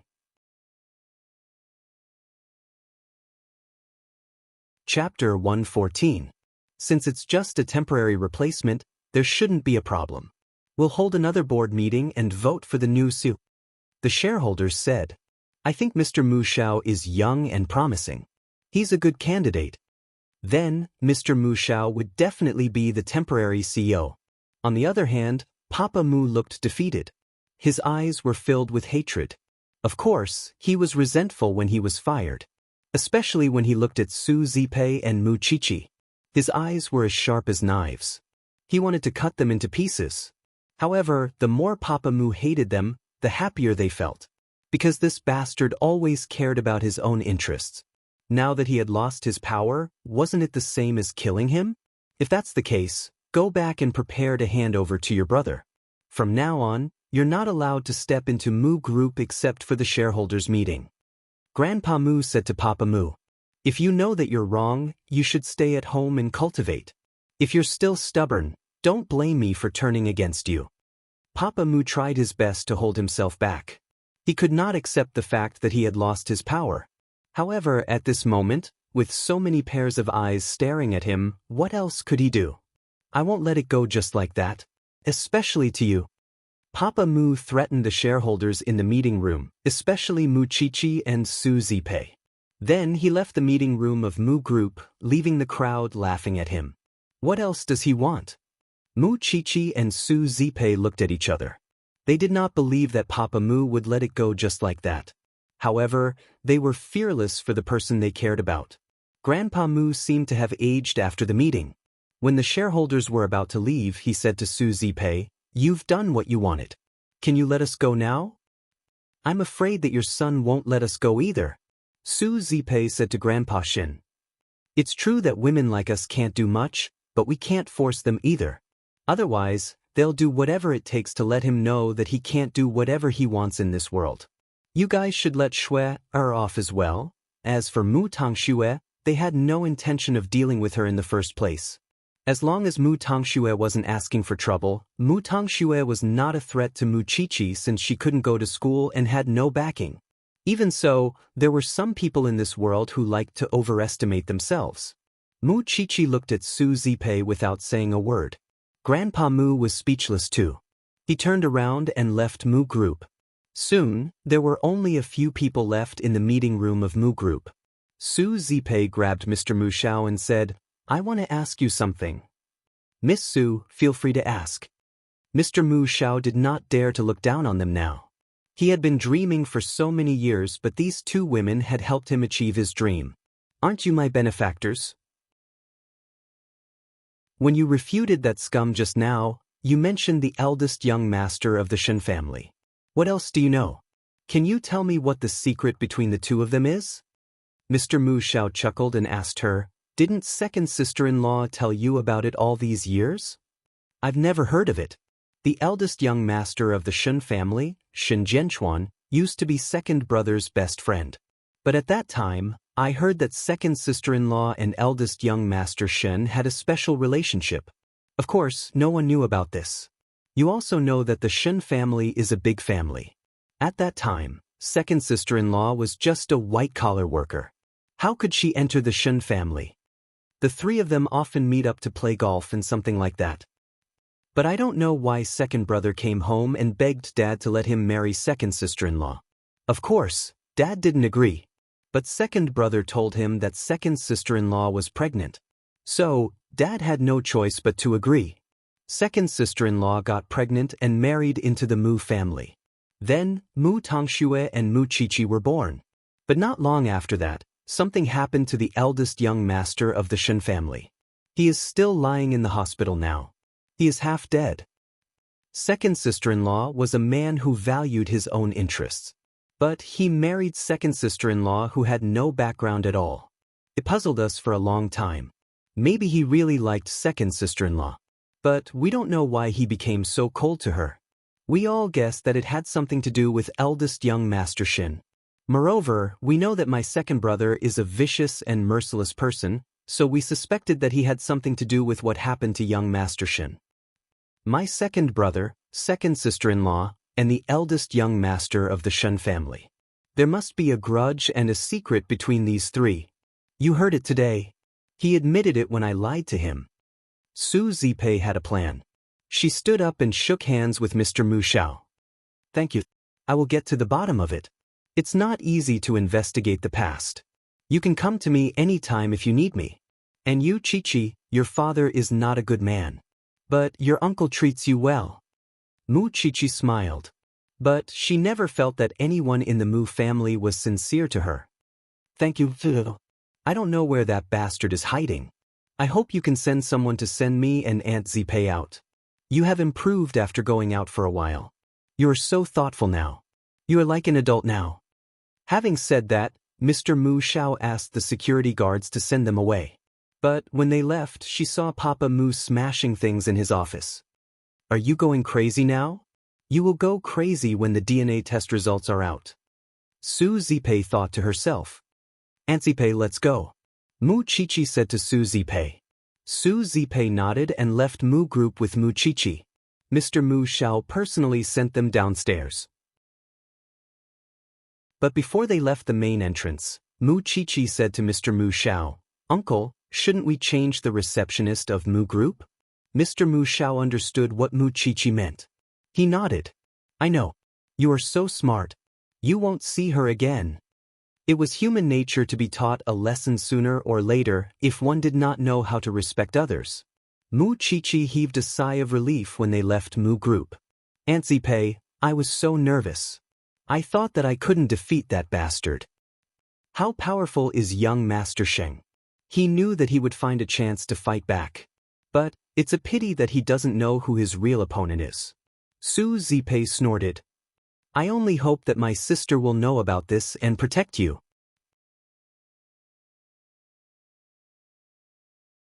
Chapter 115. Actually, Su Zipei wanted to see him too. The results of the DNA test should be out, right? Coupled with the information she received from Mr. Mu Xiao today, Su Zipei thought that the reason why Shen Jianchuan was in a vegetative state must have something to do with that scumbag. In Mu Group, Mr. Mu Xiao entered the CEO's office after everyone left.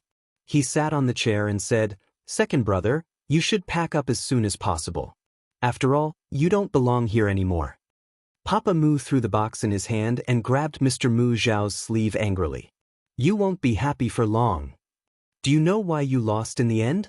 Mr. Mu Xiao asked with a smile. Because you underestimated your opponent. You didn't know that Su Zipei and Mu Qiqi would do this to you behind your back. They made you a hot topic and made you look like a stinky rat. You can't blame them for that. Mr. Mu Xiao smiled. They only wanted second sister-in-law's body. How dare you cremate her? If you didn't cross the line, do you think you would get what you deserve today? You don't have the right to say that to me. Papa Mu said fiercely. It's not up to you to judge whether I have the right to say that to you. I only know that you don't have the right to stand in this office anymore. Get lost. Papa Mu knew that the winner was always right. But how terrible was the result? At that moment, he knew it very well. Papa Mu left the office with the box in his hand.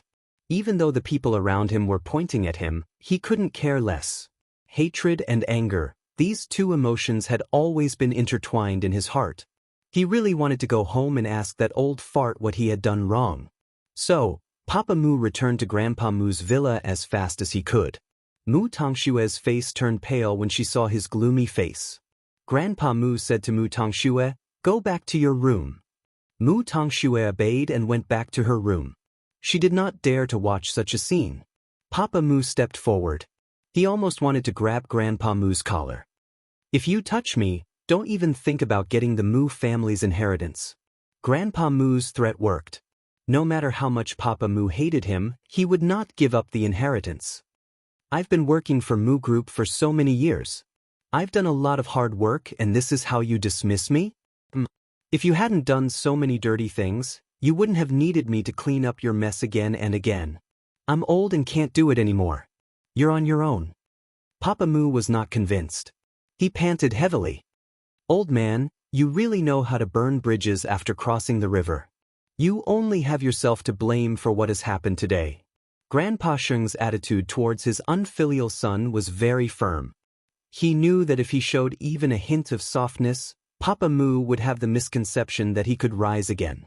He didn't want to waste any more time on this son of his. Their conversation was short, but Mu Tongshue was quite frightened. She was afraid that her father would treat her and her grandpa the same way he treated her mommy. Grandpa Sheng was her only support now. Mu Tongshue didn't know where she got the courage to open the door. But Papa Mu was not in the living room. Grandpa Mu saw Mu Tongshue and called her, "Shue, come here, Grandpa." Mu Tongshue walked to Grandpa Mu and laid on his knees. "From now on, you should focus on following me. I'll think of a way to educate you. Don't be afraid." Mu Tongshue was like a frightened bird. After all, Grandpa Sheng would pass away one day. She had to find someone else to support her. She couldn't count on her father anymore. Should she go and please her uncle? If her father knew about it, he would definitely not forgive her. Mu Tongshue didn't expect that she would have a chance to make a comeback soon. And it was given by Sheng Xiao. Mu Qiqi and Su Zipei did not see Sheng Xiao when they returned to the small mansion. After all, Sheng Xiao was the crown prince of Huangyao. He was occupied with work during the day. However, Lu Wenhua was quite free. After hearing about Papa Mu's fate, Lu Wenhua smiled. "It's good now, good? What does it have to do with you?" Su Zipei teased Lu Wenhua. Lu Wenhua was still smiling. He answered Su Zipei gently, "I'll be happy if you're happy." I'm going back to my room. You guys take your time." Mu Qiqi knew that she shouldn't be a third wheel anymore. So, she quickly went back to her room. Although she couldn't see Sheng Xiao now, she could share the good news with him immediately. Xiao Xiao, that bastard finally lost the most important thing to him. He finally took revenge for my mother. Sheng Xiao read the message and replied, "It's not enough to make him lose Mu Group. Because there were many things that needed to be investigated. For example, the eldest young master of the Shun family and Mama Mu's death. Although they all pointed to Papa Mu, they didn't have any solid evidence. They still needed to find the answer. Especially, why Mu Tongshue and Mu Qiqi had two different fathers. What did Mama Mu go through during that period of time? They still needed to find the answer. Of course, Mu Qiqi didn't understand the meaning behind Sheng Xiao's words. It was because what Sheng Xiao knew and what Mu Qiqi knew were not on the same level anymore. Mu Qiqi only thought that Sheng Xiao was doting on her. But she didn't know how much Sheng Xiao cared about her. He was worried about her. Then, Sheng Xiao took out the cufflinks that Mu Qiqi gave him and played with it. He would definitely change Mu Qiqi's life. The results of the DNA test were out. It was the same as the last time. Moreover, to answer the question of half-brothers, Sheng Xiao had Jing Yun look for an expert. He wanted to be 100% sure that it was not ridiculous, but real. The expert's answer was more professional than Jing Yun's. He even provided detailed comparison data and various examples. But the general idea was the same as Jing Yun's. Mu Qiqi and Mu Tangxue had nothing in common other than their faces. Their personalities were completely different too. They were fraternal twins. The mother's genes are so strong that it weakens the father's genes. So, even if there are differences, it's not obvious. That's enough. Sheng Xiao didn't want to listen to the professional jargon anymore. So, he interrupted the expert. This is confidential. If it's leaked. Chapter 116. Young Master, are you going to tell Miss Mu Qiqi about this? Jing Yun asked Sheng Xiao after seeing the experts off. I have other plans for Mu Qiqi. The most important thing now is to let Mu Tangxue know without leaving a trace. Sheng Xiao stared at Jing Yun with his sharpest gaze. If there's no other way, we might need Aunt Sue's help. Then, the Shen family, let's get off work. Nonetheless, Sheng Xiao did not tell Jing Yun much about his plan because he needed to discuss it with Su Zipei before he could make any further moves. After all, Mu Qiqi had just avenged her mother, and now she was about to receive another blow. Although he could not bear it, there were some things that had to be arranged as soon as possible. Since she was a member of the Shen family, she had to return to them. After all, she still had her family and support. After work, Sheng Xiao promptly drove to the little mansion, completely unaware that Mama Sheng was calling out to him countless times behind him. Mama Sheng was curious about the strange people Sheng Xiao had been seeing recently and wanted to ask him about it. But he was nowhere to be seen after work. Jing Yun, what has your young master been busy with lately? Why can't I catch him even after I came to Huang Yao? Madam, he's naturally busy with Huang Yao. Jing Yun replied. Could it not be related to a woman? Jing Yun shook his head. Forget it.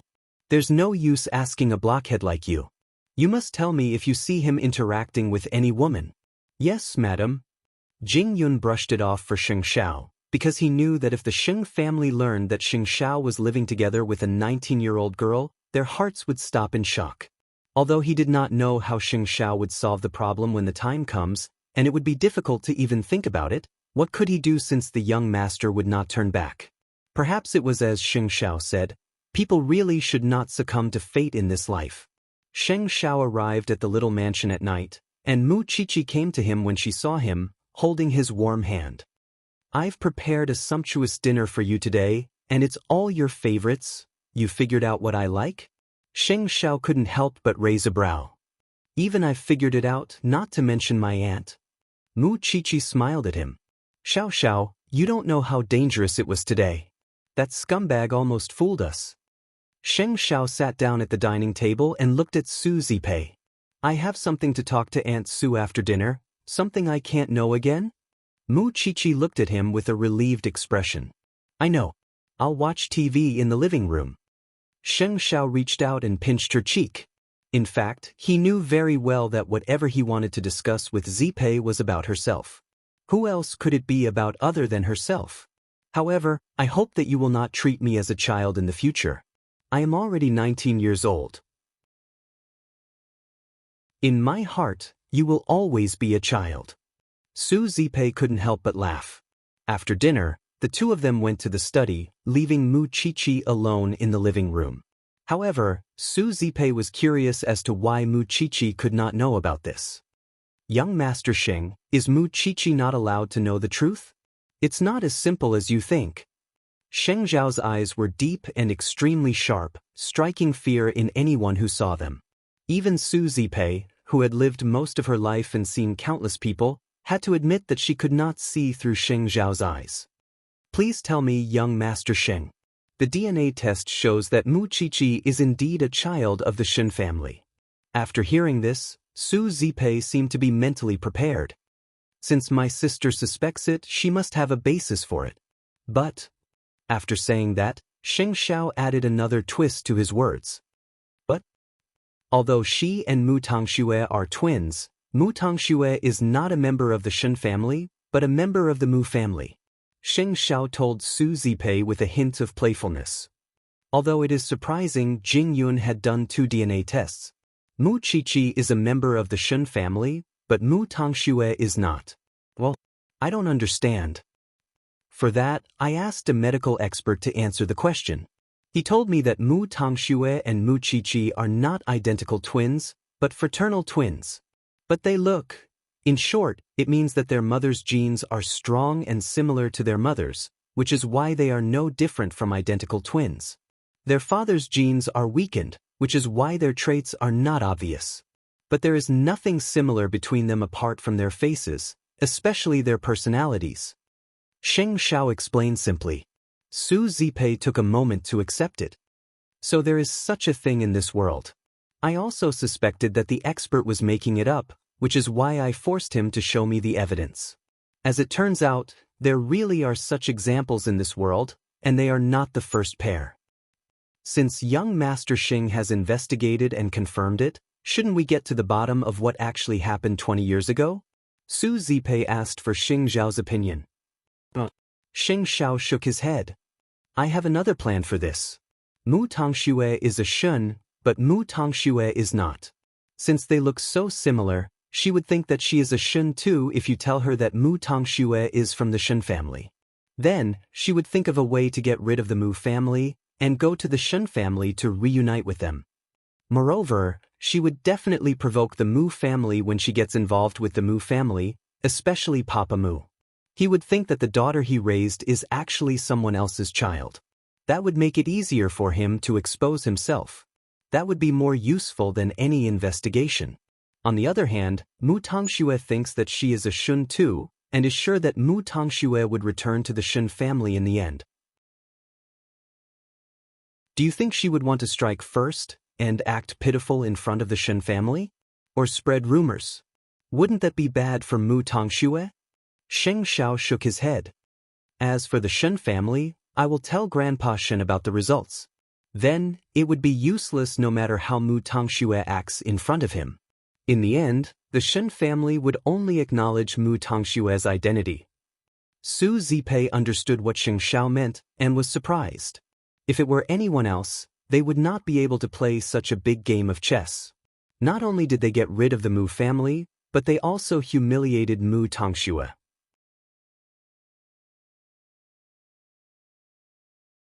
Chapter 117.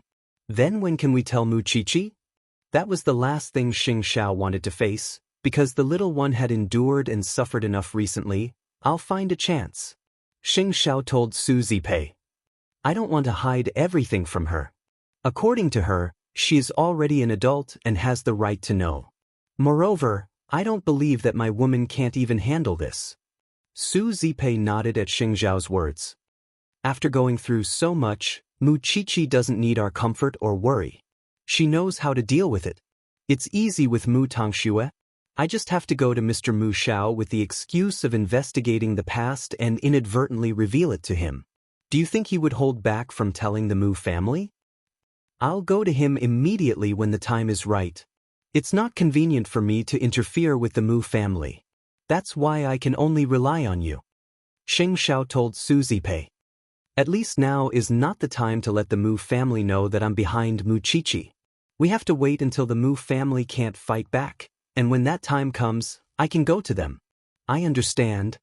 Su Zipei nodded. If that's the case, I'll wait for your news. Young Master Sheng, Mu Qiqi's background is so complicated. How would it affect you in the future? You want to ask about the Sheng family. Sheng Xiao suddenly looked up at the door of the study with a hint of coldness. I'll pave the way for Mu Qiqi. You don't have to worry about that. Young Master Sheng, as long as I can help you and Mu Qiqi, you just have to tell me what it is. Mu Qiqi is my only family now. Who else would I do it for if not for her? Sheng Xiao was aware of Su Zipei's feelings for Mu Qiqi. She had always treated her as her own daughter. Live your own life if you really want what's best for her. Mu Qiqi sat in the living room and let her imagination run wild. What could those two be hiding from her? Anything that needed to be hidden must not be good, right? Soon they left the study, and Xing Xiao waved at Mu Qiqi. Let's go home. Mu Qiqi nodded and followed Xing Xiao. It was only after they got into the car that Xing Xiao asked, "Have you ever thought that you're not a member of the Mu family?" Mu Qiqi was stunned for a few seconds and nodded. "I never thought of myself as a member of the Mu family. I'm serious."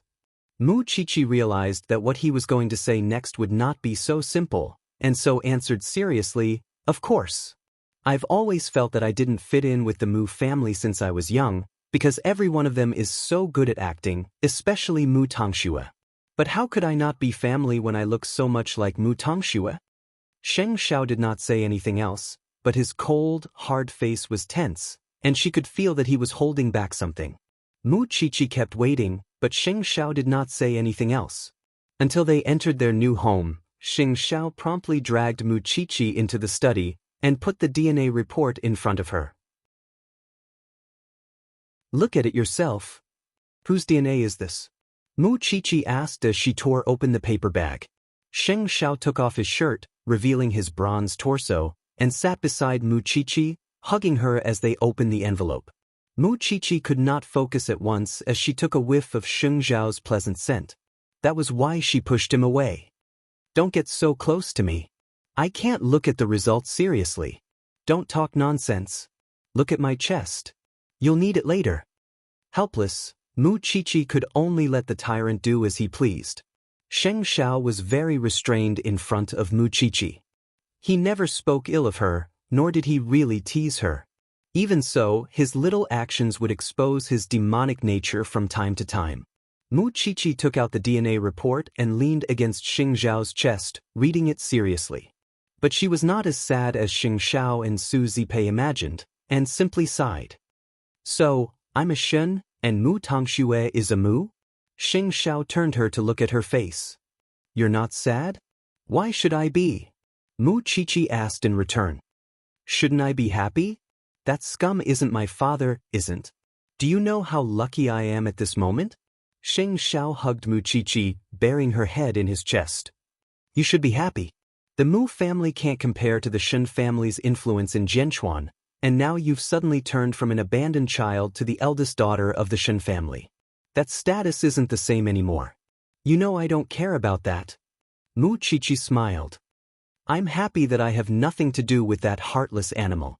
That's why I'm keeping it to myself. I think that being with you now is the life I want, and I don't have to return to the Shen family." "You must return to the Shen family," Xing Xiao told Mu Qiqi. "You have a real family, and your aunt and I are planning to use it against Papa Mu and Mu Tongxue." Sheng Xiao chuckled in relief when he saw that Mu Qiqi wasn't sad. The eldest daughter of the Shen family has suffered for so many years in the Mu family. Aren't you going to settle the score? Moreover, who is Mu Tongxue? She bullied you. You're really... Mu Qiqi smiled helplessly. "So you've been discussing that with my aunt in the study all this while? Are you afraid that I can't handle it?" "It's a series of blows after all," Mu Qiqi snorted fearlessly. "What do I have to be afraid of now?" "Not afraid?" Sheng Xiao's eyes darkened, his hand reaching into her clothes. Mu Qiqi quickly pulled back and raised her hands in surrender. "I'm afraid. Xiao Xiao, please spare me." After hearing this, Sheng Xiao picked her up and placed her on the desk, right under the DNA report she was reading just now. "All right, I'll let you go now." "How was that sparing?" Sheng Xiao's kiss was so seductive and sexy that Mu Qiqi had no strength to resist, and could only cling helplessly to his shoulder. Soon, her body became immeasurably cool, because Xing Xiao had thrown all her clothes in the middle of the study floor. "Xiao Xiao, slow down." Xing Xiao chuckled and held Mu Qiqi's slender waist, pressing them together perfectly without leaving a gap. At the same time, the heat from Xing Xiao's body made Mu Qiqi blush and her heart race, making her nervous. You're tuning in to the Dreamy Chapters YouTube channel. We're so grateful for your support, and don't forget to subscribe to join us on this incredible journey through captivating stories. Your generosity through donations truly makes a world of difference, as it's the primary source of revenue that allows me to expand and enhance this channel for you. Thank you from the bottom of my heart for being a part of this adventure.